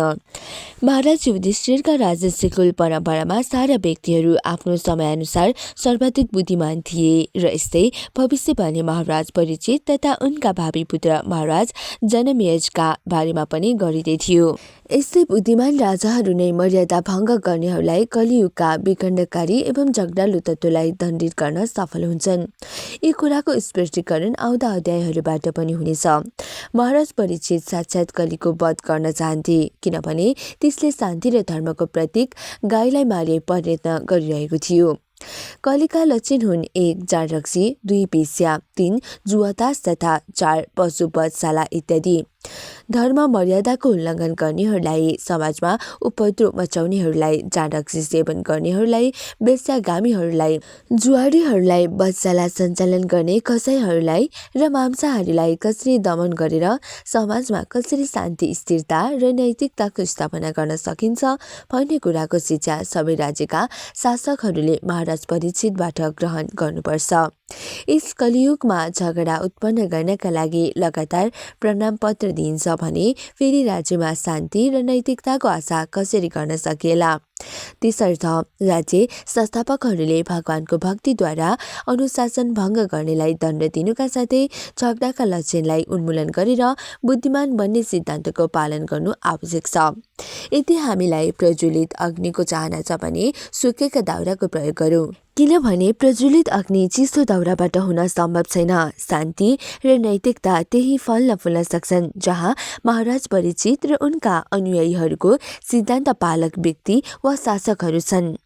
त्यज्येकादान्मत्तो मृत्युं द्विजपुत्र प्रसर्जितात् प्रपश्य तदा उपश्रुत्य मुक्त सङ्गः पदम हरेह। ब्राह्मणहरूद्वारा पठाएको तक्षक नागद्वारा रसेर आफ्नो मृत्यु हुने कुरा सुनेर सबै भौतिक आसक्तिबाट आफू स्वयंलाई मुक्त गरी यिनले भगवानमा आत्मसमर्पण गर्नुका साथ उहाँकै शरण ग्रहण गर्नेछन्। तात्पर्य भौतिक सुखमा आसक्ति हुनु र भगवानका चरणाबिन्दको शरणमा पर्नु यी दुवै सँगसँगै अघि बढ्नै सक्दैनन्। भौतिक आसक्तिको अर्थ भगवानका शरणमा रहँदा हुने दिव्य सुखप्रति अनभिज्ञ रहनु हो। यस संसारमा रहँदा रहँदै भगवत भक्ति गर्नु भनेको भगवानसितको दिव्य सम्बन्ध कायमै राख्नका लागि अभ्यास गर्ने साधन हो र जहिले यो साधन प्रौढ हुन्छ त्यस समय मानिस समस्त भौतिक आसक्तिबाट मुक्त हुन्छ, साथै भगवत धाम जानका निम्ति सुपात्र पनि बन्छ। महाराज परीक्षित आफ्नी आमाका गर्भमा रहँदादेखि नै भगवानका प्रति विशेष रूपले अनुरक्त भइसकेका थिए र उनी निरन्तर भगवानका शरणमा थिए। ब्राह्मण पुत्रद्वारा दिएको श्रापले 7 दिनभित्र उनी आफ्नो मृत्युको सूचना उनको निम्ति वरदान थियो, किनभने यसबाट उनी भगवत धाम जाने तयारी गर्न सक्थे। भगवानद्वारा उनी निरन्तर सुरक्षित थिए, तसर्थ उनले चाहेका भए भगवत कृपाले यस श्रापका प्रभावबाट बच्न सक्थे। तर यति तुच्छ कुराको लागि पेटको फाइदा लिन उनलाई मन परेन। परीक्षितले लगातार 7 दिनसम्म उपयुक्त पात्रबाट श्रीमद् भागवतमको श्रवण गरे। यसरी उनले भगवानका चरणाबिन्दको शरणमा अभय स्थान प्राप्त गर्न सके। जिज्ञासितात्मयाथार्थो मुनिर्विराससु तादसौ हि त्वेदं नृपगङ्गायां यास्येतद्वाकुन्तुमयम्। वास्तवका परम दार्शनिक पुत्रबाट समुचित आत्मज्ञानका विषयमा जिज्ञासा राखेपछि यस बालकले सारा भौतिक आसक्तिको परित्याग गर्नेछन् र निर्भय जीवन प्राप्त गर्नेछन्। तात्पर्य भौतिक ज्ञानको अर्थ आत्मबोधबाट अनभिज्ञ रहनु हो। दर्शनको अर्थ हो सही आत्मज्ञानको खोजी गर्नु, अर्थात् आत्मसाक्षात्कारको ज्ञान हो। आत्मसाक्षात्कार गराउन नसक्ने दर्शन केवल रूपको चिन्तन हो। यस्तो चिन्तन समय र शक्तिको अपव्यय मात्र हो। श्रीमद् भागवतमले वास्तविक आत्मज्ञान दिन्छ र कुनै पनि मानिस श्रीमद् भागवतम श्रवण गरेर भौतिक आसक्तिबाट मुक्त हुन सक्छ र निर्भयताको साम्राज्य अभय पदमा प्रवेश गर्न सक्दछ। यो भौतिक जगत भयप्रद छ। यसका बन्दीहरू सधैँ त्यसरी नै भयभीत रहन्छन् जसरी कुनै मानिस कारागारभित्र रहेको समयमा भयभीत हुन्छ। बन्दी गृहमा कुनै पनि व्यक्तिले त्यहाँका विविध विधानको उल्लङ्घन गर्न सक्दैन र यदि गर्यो भने उसको बन्दी जीवनको अवधिमा वृद्धि हुन्छ। यसरी नै हामी यस जगतमा सधैँ भयभीत भइराख्छौँ। यो भयभीत अवस्थालाई चिन्ता भनिन्छ। भौतिक जीवनका सम्पूर्ण योनिहरूमा प्रत्येक मानिस या त प्रकृतिका नियमलाई तोडेर या नतोडिकनै पनि चिन्ताग्रस्त रहन्छ। मुक्तिको अर्थ यस्तै स्थायी चिन्ताहरूबाट निवृत्त हुनु हो। यो कुरा त्यस समय मात्र सम्भव हुन्छ जब चिन्तालाई भगवत भक्तिमा परिणत गरिन्छ। श्रीमद् भागवतमले हामीलाई चिन्ताको गुणात्मकतालाई प्रदाताबाट आत्मामा परिवर्तित गर्ने अवसर प्रदान गर्दछ। यो कुरा विद्वान श्री व्यासदेवका महान पुत्र आत्मा अनुभूत सुखदेव गोस्वामी जस्ता दार्शनिक भक्तहरूको सङ्गतिबाट हुन सम्भव छ। महाराज परीक्षितले आफ्नो मृत्युको सूचना प्राप्त गरेपछि यस अवसरको लाभ सुखदेव गोस्वामीको सङ्गत प्राप्त गरेर लिए। यसरी उनले आफ्नो इच्छित फल प्राप्त गरे। श्रीमद् भागवतमको यस तरिकाको वाचन तथा श्रवण सम्बन्धी अनुकरण व्यावसायिक व्यक्तिहरूद्वारा पनि गरिन्छ र त्यहाँका मूर्ख श्रोताहरूले सोच्छन् हामी भौतिक आसक्तिका बन्धनबाट मुक्त भएर अभयपदको शाश्वत जीवन प्राप्त गर्न सफल हुनेछौँ। श्रीमद् भागवतमको यस्तो अनुकरणात्मक श्रवण उपहास योग्य हुन्छ। मानिसले यस्ता लोभी पुरुषहरूद्वारा भौतिक भोग सुस्थिर गर्नका लागि सम्पन्न गरिने भागवतम सप्ताहको गलत मार्गतर्फ लाग्नु हुँदैन। इति रागे उपाधिसे विप्रा जातकको विदाह लब्धा पचितयः सर्वे प्रति जगमुह स्कान गृहान। यसरी जो व्यक्ति फलित ज्योतिषका ज्ञानमा र जन्मोत्सव कर्म सम्पन्न गराउनमा कुशल थिए तिनीहरूले यस बालकको भविष्यका बारेमा राजा युधिष्ठिरलाई उपदेश गरे अनि राजाबाट प्रशस्त उपहार प्राप्त गरेर उनीहरू आफ्ना घरतिर गए। तात्पर्य वेद भौतिक तथा आध्यात्मिक दुवै ज्ञानको भण्डार हो, तर ज्ञानको उद्देश्य भनेको आत्मा साक्षात्कारको पूर्णता हो। अर्को शब्दमा भन्दा वेद सबै मानिसहरूका लागि सबै प्रकारको मार्गदर्शक हो। मनुष्य जीवन सबै प्रकारका कष्टबाट छुटकारा पाउने सुन्दर मौका हो। त्यसैले वैदिक ज्ञानद्वारा यसको समुचित ढङ्गले पथ प्रदर्शन हुन्छ। त्यो भौतिक आवश्यकता होस् या आध्यात्मिक मोक्ष। वैदिक ज्ञानमा लागिरहेका मानिसको त्यस्तो विशेष वर्गलाई विप्र भनिन्छ। गर्छ। विप्र वर्गका यस्ता पुरुषहरू वैदिक ज्ञानका स्नातक हुन्छन्। वेदमा ज्ञानका विभिन्न शाखाहरू छन्, जसमध्ये फली, ज्योतिष र आयुर्वेद यी दुईवटा महत्त्वपूर्ण शाखा मानिन्छन्। सामान्य जनका निम्ति यिनको अत्यन्त आवश्यकता हुन्छ। त्यसैले सामान्यतया ब्राह्मण भनिने बुद्धिजीवी व्यक्तिहरूले वैदिक ज्ञानका विभिन्न शाखाहरूमा पारङ्गत भएर समाजको मार्गदर्शन गर्ने गर्दछन्। यस्ता बुद्धिमान व्यक्तिहरू धनुर्वेदमा पनि पारङ्गत हुन्थे अनि ती ब्राह्मणहरू ज्ञानका यस विभागका पनि शिक्षक हुन्थे, जस्तै द्रोणाचार्य, कृपाचार्य आदि। यहाँ वर्णित विप्र शब्द महत्त्वपूर्ण छ। विप्र र ब्राह्मणमा थोरै अन्तर छ। विप्रहरू कर्मकाण्डमा दक्ष हुन्छन् र उनीहरू समाजको मार्गदर्शन र जीवनका भौतिक आवश्यकताको परिपूर्ति गराउने कर्म गर्दछन् भने ब्राह्मणहरू आध्यात्मिक ज्ञानमा कुशल हुन्छन्। ज्ञानको यस विभागलाई ज्ञान काण्ड भनिन्छ र यसभन्दा पनि माथि उपासना काण्ड हुन्छ। उपासना काण्डको पराकाष्ठ भगवान विष्णुको भक्तिमा हुन्छ। जब ब्राह्मणहरूले त्यसमा सिद्धि प्राप्त गर्छन् तब उनीहरूलाई वैष्णव भनिन्छ। विष्णु पूजा नै पूजाको सर्वोत्तम विधि हो। समुन्नत ब्राह्मणहरू वैष्णव हुन्छन्। यिनीहरू भगवानका दिव्य प्रेममा भक्तिमा संलग्न रहन्छन्। यस प्रकार श्रीमद् भागवतम जो भक्तिको विज्ञान हो, वैष्णवहरूलाई अत्यन्त प्रिय हुन्छ। जस्तै श्रीमद् भागवतमको शुभारम्भमा नै भनिसक्यो, यो वैदिक ज्ञानको पावन र परिपक्व फल हो। यो त वेदका 3वटा काण्ड अर्थात् कर्म, ज्ञान र उपासना काण्ड भन्दा पनि अधिक उत्तम विषय हो। कर्मकाण्डी पण्डितहरूमध्ये जात कर्ममा कुशल भएका विप्रहरू राम र ज्योतिषी पनि हुन्थे। तिनले नवजात शिशुको भविष्यलाई केवल लग्न गणनाको आधारमा भन्दथे। महाराज परीक्षितको जन्मकालमा यस प्रकारको दक्ष जातक विप्रहरू विद्यमान थिए।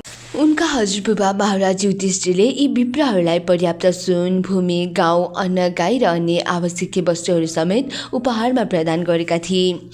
सामाजिक संरचनामा यस्ता ब्राह्मणहरूको आवश्यकता पर्दछ र यस्ता व्यक्तिहरूलाई सबै सुविधाहरू प्रदान गर्नु राज्यको कर्तव्य हो, जुन कुराको विधान वैदिक पद्धतिमा उपलब्ध छ। यस्ता कुशल विप्रहरूले राज्यद्वारा पर्याप्त धन प्राप्त गरेमा सामान्य जनताको निःशुल्क सेवा गर्न सक्छन्। यस प्रकार वैदिक ज्ञानको यो विभाग सबैका लागि सुलभ हुन सक्छ। सहसा लोके विख्यातः परिचिदिति यत्प्रभुः पूर्वदृष्टमनुध्यायेन परिचेत नरेषु। यसरी यो छोटो संसारमा परिचित नामले विख्यात हुनेछ, किनभने त्यस व्यक्तिको अनुसन्धान गर्नका लागि यसले सबै मानिसको परीक्षा गर्नेछन्, जसलाई यसले आफू जन्मनुभन्दा पहिले गर्भमै देखेको थियो। यसरी नै निरन्तर भगवानको चिन्तन गरिराख्नेछन्। तात्पर्य, महाराज परिचित अत्यन्त भाग्यशाली थिए, किनभने आमाका गर्भमा नै उनीमाथि भगवानको प्रभाव परिसकेको थियो। त्यसकारण उनी सधैँ भगवानको चिन्तन गरिराख्दथे। एकैपल्ट पनि यदि भगवानका दिव्य रूपको प्रभाव कसैको मनमा अमिट भएर अंकित हुन्छ भने त्यसले भगवानलाई भुल्नै सक्दैन। बालक परीक्षितले गर्भबाट बाहिर निस्केपछि प्रत्येक व्यक्तिको परीक्षा के कुरा पत्ता लगाउनका लागि गरिरहन्थे भने कतै यो उही व्यक्ति त होइन जसलाई मैले सर्वप्रथम गर्भमा देखेको थिएँ, तर भगवान जस्तै या उहाँभन्दा अधिक आकर्षक अरू कोही पनि हुन सक्दैन। अतः यस बालकले कसैलाई पनि स्वीकार गर्न सकेनन्। तर यस्तो परीक्षणद्वारा भगवान भने निरन्तर उनका साथमा रहनुभयो। महाराज परीक्षित यसरी स्मरण भक्तिका माध्यमले भगवानका भक्तिमा सधैँ लागिरहन्थे। यस प्रसङ्गमा श्रील जीव गोस्वामीको टीकामा भनेको छ, यदि प्रत्येक बालकका हृदयमा बाल्यकालदेखि नै भगवानको छाप पर्ने हो भने त्यो बालक पछि गएर अवश्य नै महाराज परीक्षित जस्तै भगवत भक्त बन्न सक्छ। ऊ महाराज परीक्षित जस्तै गर्भमा भगवानको दर्शन पाउने परम भाग्यशाली नभएर पनि ऊ भक्त बन्दछ। तर यदि बालकका मातापिताले चाहना गरे भने तिनको सन्तान त्यस्तो हुन सक्दछ। यस प्रसङ्गमा म आफ्नो व्यवहारिक उदाहरण दिन सक्छु। मेरो पिताजी भगवानका विशुद्ध भक्त हुनुहुन्थ्यो। जब म 4-5 वर्षको थिएँ त्यसै समय पिताजीले मलाई राधाकृष्णको एउटा युगल मूर्ति प्रदान गर्नुभएको थियो। म आफ्नी बहिनीका साथ खेल खेल्दा पनि निकटवर्ती राधा गोविन्द मन्दिरका पूजा अनुष्ठानहरूको अनुकरण गर्दै मैले ती युगल मूर्तिको पूजा गर्थेँ। सधैँ त्यस मन्दिरमा जान्थे, साथै त्यहाँ सम्पन्न हुने उत्सवहरूको अनुकरण आफ्ना खेल्ने देवताहरूसित गरेर मैले भगवानप्रति हुने सहज आकर्षणको भाव विकसित गरेको हुँ। मेरो स्थिति अनुसार पिताजीले यी उत्सवहरू हेर्ने गर्नुहुन्थ्यो। पछि स्कुल र कलेज जानुपर्दा यी मेरा क्रियाकलापहरू बन्द भए र मेरा अभ्यास पनि छुट्यो। तर मेरो युवावस्थामा जब मैले आफ्ना गुरु श्रीमद् श्रीमद् भक्ति सिद्धान्त सरस्वती गोस्वामी महाराजसित भेट गरेँ। त्यस समय मेरो पुरानो अभिरुचि फेरि जागृत भयो। अनि त ती खेलका मूर्तिहरू फेरि मेरा आराध्य अर्चा विग्रह भन्नुभयो। यो क्रम 30 दिनसम्म अघि बढ्यो, जुन दिन मैले पारिवारिक सम्बन्ध विच्छेद गरेँ। मलाई प्रसन्नता के छ भने मेरा पिताजीले मेराप्रति जुन प्रथम छाप छोड्नुभयो त्यो उहाँको कृपाले पछि भक्ति विकसित हुन सक्यो। महाराज प्रहलादले पनि यस्तो ईश्वरीय छाप मानिसको बाल्यकालको प्रथम चरणमा नै पर्नुपर्दछ भन्ने उपदेश गरेका छन्। अन्यथा मानिसले मौका गुमाउन सक्छ, जो अन्य रूप सरह नरस्वर भएर पनि अतिशय मूल्यवान छ। सा राजपुत्रो बवृदे आशु शुक्ल इवोर्डुपः आपूर्यमानः पृथिवीः काष्ठविरिवसो न्यहम्। जसरी शुक्ल पक्षमा चन्द्रमा दिनानुदिन बढ्दै जान्छ, त्यसै गरी यी राजकुमार परीक्षित पनि छिट्टै नै आफ्ना अभिभावक हजुरबुबाहरूको रेखदेख र सुख सुविधामा रहेर द्रुत गतिले बढ्न थाले। एचे मनुसुदमेधेन ज्ञाति द्रोही जिहासया राजा लब्ध धनु दौत्युदानेत्र करदण्डयुः। त्यस समय राजा युधिष्ठिरले स्वजनहरूसित लड्दा उत्पन्न भएको पापबाट मुक्त हुनका लागि अश्वमेध यज्ञ गर्ने विचार गर्दै थिए। तर आवश्यक धन प्राप्त गर्न उनलाई चिन्तित हुन परेको थियो, किनभने कर र जरिमानाबाट एकत्र भएको कोषको अतिरिक्त उनीसँग अरू कुनै धन सङ्कलित भएको थिएन। तात्पर्य, जसरी ब्राह्मण र विप्रहरूलाई राज्यका तर्फबाट केही आर्थिक सहायता प्राप्त गर्ने अधिकार प्राप्त हुन्छ, त्यसरी नै राज्यका कार्यकारी अध्यक्षलाई पनि नागरिकहरूबाट कर तथा जरिवाना एकत्र गर्ने अधिकार प्राप्त थियो। कुरुक्षेत्रको सङ्ग्रामपछि राजको समाप्त भएको थियो, त्यसैले कर तथा जरिमानादेखि अतिरिक्त कुनै अर्को कोष सङ्कलित थिएन। यो कोष केवल राज्यको बजेटका निम्ति मात्र पर्याप्त थियो। अतः कुनै अन्य तरिकाबाट धन प्राप्त गरी अश्वमेध यज्ञ गर्न सफल हुने कुरामा राजालाई चिन्ता थियो। महाराज युधिष्ठिर भीष्मदेवको आदेशअनुसार यस यज्ञलाई सम्पन्न गर्न खोजिराखेका थिए। तद विप्रेतमालचे भ्रातरो च्युतचोदिताः धनं प्रहीनमाजरुदिच्यं दिशि भुरिसः। राजाको हार्दिक इच्छा बुझेर उनका भाइहरूले अच्युत भगवान श्रीकृष्णको प्रेरणा अनुसार उत्तर दिशाबाट राजा मरुदद्वारा छोडेको प्रशस्त धनराशि एकत्र गरे। तात्पर्य, महाराज मरुद महान सम्राट थिए। यिनले महाराज युधिष्ठिर भन्दा धेरै पहिले संसारमा राज्य गरेका थिए। मरुद महाराज अभिजितका पुत्र थिए र साथै सूर्यदेवका पुत्र यमराजका परम भक्त पनि थिए। यिनको भाइ सर्वतः देवताहरूका पुरोहित बृहस्पतिका प्रतिद्वन्दी थिए। उनले शङ्कर यज्ञको सञ्चालन गरे, जसबाट भगवान साह्रै प्रसन्न भएर उनलाई स्वर्ण पर्वतको शिखरमा अधिकारी बनाइदिनुभयो। यो स्वर्ण शिखर हिमाल पर्वतमालामा कहीँ पर्दछ र आधुनिक युगका साहसिक मानिसहरूले यसको खोजी गर्न सक्छन्। यी सम्राट यति शक्तिशाली थिए भने प्रत्येक दिनको यज्ञ समाप्त भएपछि इन्द्र, चन्द्र र बृहस्पति लोकका देवताहरू यिनको महल हेर्न आउँथे, किनभने यिनको अधिकारमा स्वर्ण शिखर थियो, त्यसैले यिनीसँग प्रचुर सुन थियो। यिनका यज्ञ वेदीको मण्डप सुनबाट बनाइएको थियो। नित्य गरिने यज्ञको अनुष्ठानमा भोजन बनाउने काम वायुलोक निवासी केही देवता आएर गर्थे भने देवताहरूका सभाको सञ्चालन विश्वदेवहरूले गर्ने गर्थे। पुण्य कर्मको नित्य आचरणद्वारा उनी सबै रोगहरूलाई आफ्ना राज्यबाट हटाउन समर्थ भएका थिए। उनका महान यज्ञिक उत्सवहरूबाट देवलोक र पृथ्वीलोकवासी सबै प्रसन्न थिए। प्रत्येक दिन यिनले विद्वान ब्राह्मणलाई शय्या, आसन, वाहन र प्रचुर मात्रामा सुवर्ण दान गर्दथे। मुक्त हस्त भएर दान गर्ने र असङ्ख्य यज्ञहरू सम्पादन गर्ने हुनाले स्वर्गका राजा इन्द्र यिनीसँग अत्याधिक प्रसन्न थिए। उनी सधैँ यिनका मङ्गल कामना गरिरहन्थे। आफ्ना पुण्य कर्मका कारणले यिनी आजीवन युवक बनिरहे र आफ्ना सन्तुष्ट प्रजा, मन्त्री, पत्नी, पुत्र एवं भाइहरूले युक्त भएर 1000 वर्षको लामो अवधिसम्म यिनले राज्य गरे। भगवान श्रीकृष्ण समेतले पनि यिनका पुण्य कार्यको प्रशंसा गर्नुभयो। यिनले आफ्नो एकमात्र छोरीको विवाह महर्षि अंगिरासित गरिदिएका थिए र उनका आशीर्वादले यिनी स्वर्गलोक जान पाए। पहिले त यिनी यज्ञको पौरोहित्य कर्म विद्वान बृहस्पतिलाई दिन चाहन्थे, तर बृहस्पतिले यस पदलाई स्वीकार गरेनन्, किनभने ती राजा यसै पृथ्वी तलको एउटा मात्रै पानी मात्र थिए। यसबाट राजा परम दुःखी भए, तर नारदजीले भनेपछि उनले सर्वत्रलाई फेरि यस पदमा नियुक्त गरे अनि आफ्ना उद्देश्यमा यिनले प्राप्त गरे। कुल कुनै विशिष्ट यज्ञको सफलता उत्तरदायी पुरोहितमाथि निर्भर रहन्छ। यस युगमा सबै प्रकारका यज्ञहरू वर्जित मानिएका छन्, किनभने तथाकथित ब्राह्मणहरूमध्ये कोही पनि त्यस्ता विद्वान पुरोहित छैनन्। तिनीहरूमा कुनै त्यस्तो योग्यता नभइकन पनि केवल ब्राह्मणका पुत्र भएका नाताले ब्राह्मण बनेका छन्। तसर्थ यस कलियुगमा केवल एउटै प्रकारका यज्ञको मात्र सिफारिस गरेको छ, र त्यो हो संकीर्तन यज्ञ, जसको उद्घाटन भगवान श्री चैतन्य महाप्रभुद्वारा भएको थियो।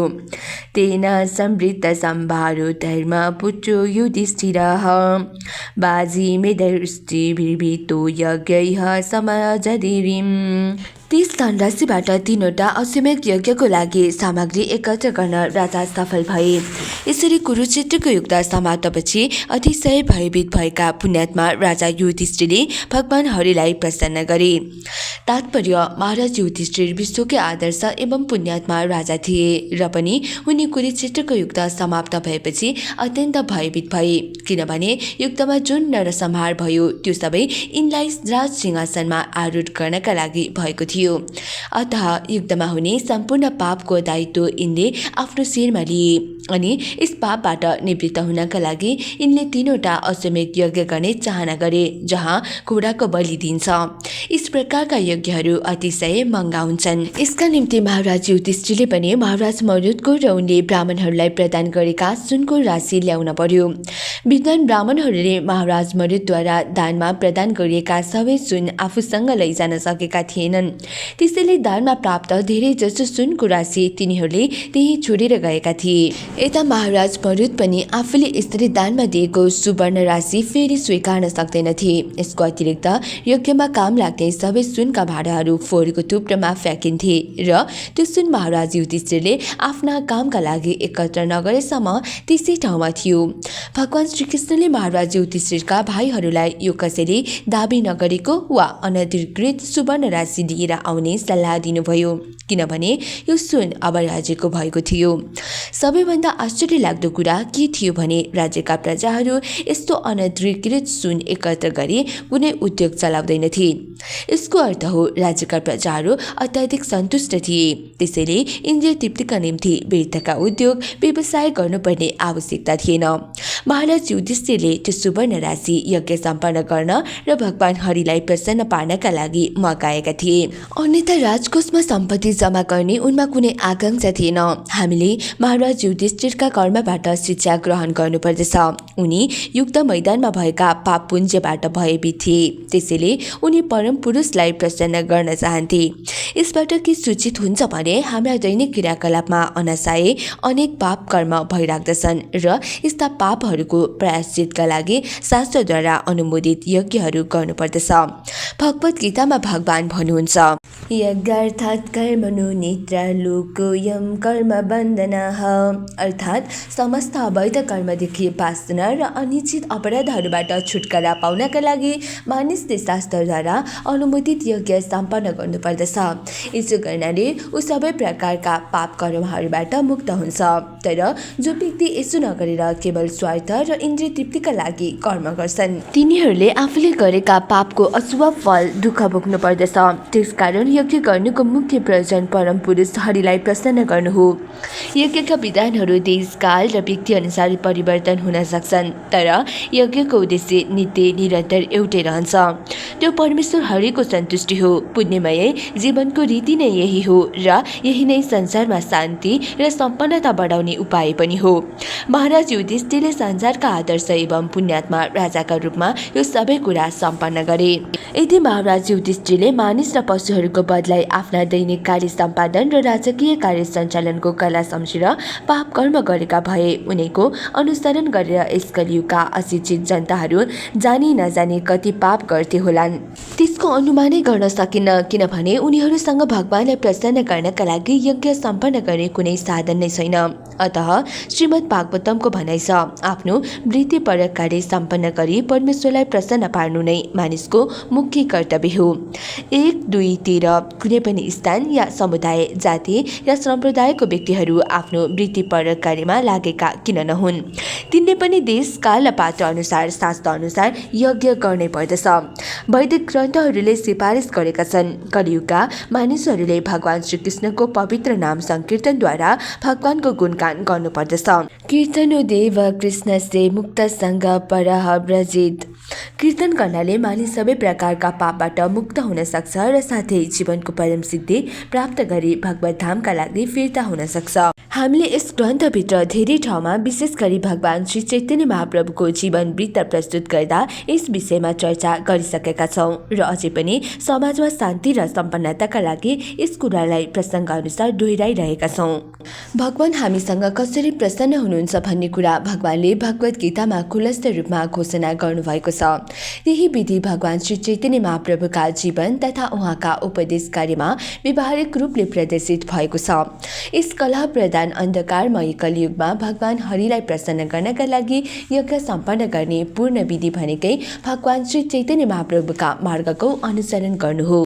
समृद्धिको त्यस अवसरमा त अश्वमेध यज्ञ सम्पन्न गर्नका लागि सामग्री जम्मा गर्ने क्रममा महाराज युधिष्ठिरले उक्त सुवर्ण राशि संग्रह गर्नु परेको थियो भने अहिलेको अभावग्रस्त अवस्थामा विशेष गरी सुनको अभाव भएको समयमा हामीले यस्ता यज्ञ सम्पन्न गर्ने कुरा सोच्न पनि सक्दैनौँ। अहिले हामीसँग कागज पर्याप्त मात्रामा छ र आधुनिक सभ्यताको आर्थिक विकासद्वारा यसलाई सुनमा परिणत गर्ने आशा राखेका छौँ। तापनि हामीले न व्यक्तिगत रूपले न सामूहिक रूपले नै राज्य संरक्षणका लागि महाराज युधिष्ठिरले जस्तै समान प्रशस्त धन खर्च गर्न सक्दैनौँ। अतः एवं यस युगका लागि शास्त्र समस्त कुरा र भगवान श्री चैतन्य महाप्रभुद्वारा अनुमोदित विधि मात्र सर्वथा उपयुक्त छ। यस विधिमा कुनै प्रकारको खर्च छैन, तथापि अन्य खर्चिला यज्ञ विधिहरूबाट भन्दा यसबाट अधिक लाभ उपलब्ध हुन्छ। वैदिक विद्वानद्वारा सम्पन्न गरिने अश्वमेध यज्ञ या गोमेध यज्ञलाई यी पशु हत्या गर्ने विधान मात्र हुन् भन्ने कुराको अवधारणा राख्न हुँदैन। वस्तुतः यज्ञमा बलि चढाएका पशुहरूले वेद मन्त्रोच्चारणको दिव्य शक्तिबाट नयाँ जीवन प्राप्त गर्दथे। सबै वेद मन्त्रहरू व्यावहारिक छन्। बलि चढाएका पशुहरूलाई नवीन जीवन प्राप्त हुनु यसको ज्वलन्त प्रमाण हो। आधुनिक युगमा तथाकथित ब्राह्मण या पुरोहितहरूद्वारा यस प्रकारले वेद मन्त्रको विधिवत उच्चारण हुन सक्नु असम्भव कुरा हो। देश कुलका अप्रशिक्षित सन्ततिहरू आफ्ना पूर्वज जस्ता छैनन्, त्यसकारण उनीहरूको गणना शूद्र जातिमा गरिन्छ। यस्ता मानिस वेद मन्त्रको उच्चारण गर्नका लागि अयोग्य मानिन्छ। त्यसैले मूल मन्त्रको उच्चारण गर्नाले पनि कुनै फाइदा हुँदैन। भगवान श्री चैतन्य महाप्रभुले यी सबैको रक्षा गर्दै समग्र व्यावहारिक कार्य सम्पादनका लागि संकीर्तन अभियान वा संकीर्तन यज्ञको विधान गर्नुभएको छ। आधुनिक युगमा व्यक्तिहरूका लागि यस निश्चित एवं भरपर्दो मार्गको अनुसरण गर्नु नै एकमात्र विकल्प हो। आहितो भगवान राज्ञा यज्ञ युक्त्वा द्विजैर्नपम उपासकति चिन्मासान् श्रेयदां प्रिय काम्यया। महाराज युधिष्ठिरद्वारा यज्ञमा आमन्त्रित भएर भगवान श्रीकृष्णले सुयज्ञ तेज ब्राह्मणहरूद्वारा सम्पन्न गराएका यी सबै यज्ञको निरीक्षण गर्नुभयो। तत्पश्चात स्वप्नजनहरूको प्रसन्नताका लागि भगवान त्यहाँ केही महिनासम्म रहनुभयो। तात्पर्य महाराज युधिष्ठिरले भगवान श्रीकृष्णलाई यज्ञ सम्पन्नता गर्न र त्यसको निरीक्षण गर्नका लागि आमन्त्रित गरेका थिए। आफ्ना दाजु युधिष्ठिरको आज्ञा पालनका निम्ति भगवानले पनि द्विज ब्राह्मणहरूद्वारा विधिपूर्वक यज्ञ सम्पन्न गराउनुभयो। केवल ब्राह्मण कुलमा जन्मेर मात्र कुनै व्यक्ति यज्ञानुष्ठान गराउने अधिकारी हुँदैन। उसले समुचित प्रशिक्षण प्राप्त गरी प्रामाणिक आचार्यद्वारा दीक्षा ग्रहण गरेर द्विज बन्नुपर्दछ। ब्राह्मण कुलमा एकपल्ट जन्मेका सन्ततिहरू शूद्र समान हुन्छन्। त्यसैले यस्ता ब्रह्मबन्धुहरूलाई कुनै यस्ता धार्मिक वा वैदिक उत्सवमा निमित्त स्वीकार गर्न हुँदैन। भगवान श्रीकृष्णले यी सबै कुराको प्रबन्ध हेर्न पर्ने थियो, किनभने उहाँ परमपूर्ण हुनुहुन्छ। अतः यज्ञको सफलता प्राप्तिका लागि उहाँले प्रामाणिक द्विज ब्राह्मणहरूद्वारा यज्ञ सम्पन्न गराउनुभयो। तैतो राज्ञावनु ज्ञातः कृष्णया सह बन्धुभिः ययौ द्वारवन्तीं ब्राह्मण सार्जुनो यदुर्विवितः। हे सौनिक मुनि, त्यसपछि भगवान राजाले युधिष्ठिरतिर द्रौपदी र अरू सम्बन्धीहरूबाट बिदा लिएर अर्जुन तथा अन्य यदुकुलका सदस्यहरूसँग द्वारका नगरका लागि प्रस्थान गर्नुभयो। यस प्रकार श्रीमद् भागवतमको पहिलो स्कन्ध अन्तर्गत सम्राट परीक्षितको जन्म नामक शीर्षकको 12औं अध्यायको भक्ति वेदान्त तात्पर्य समाप्त भयो।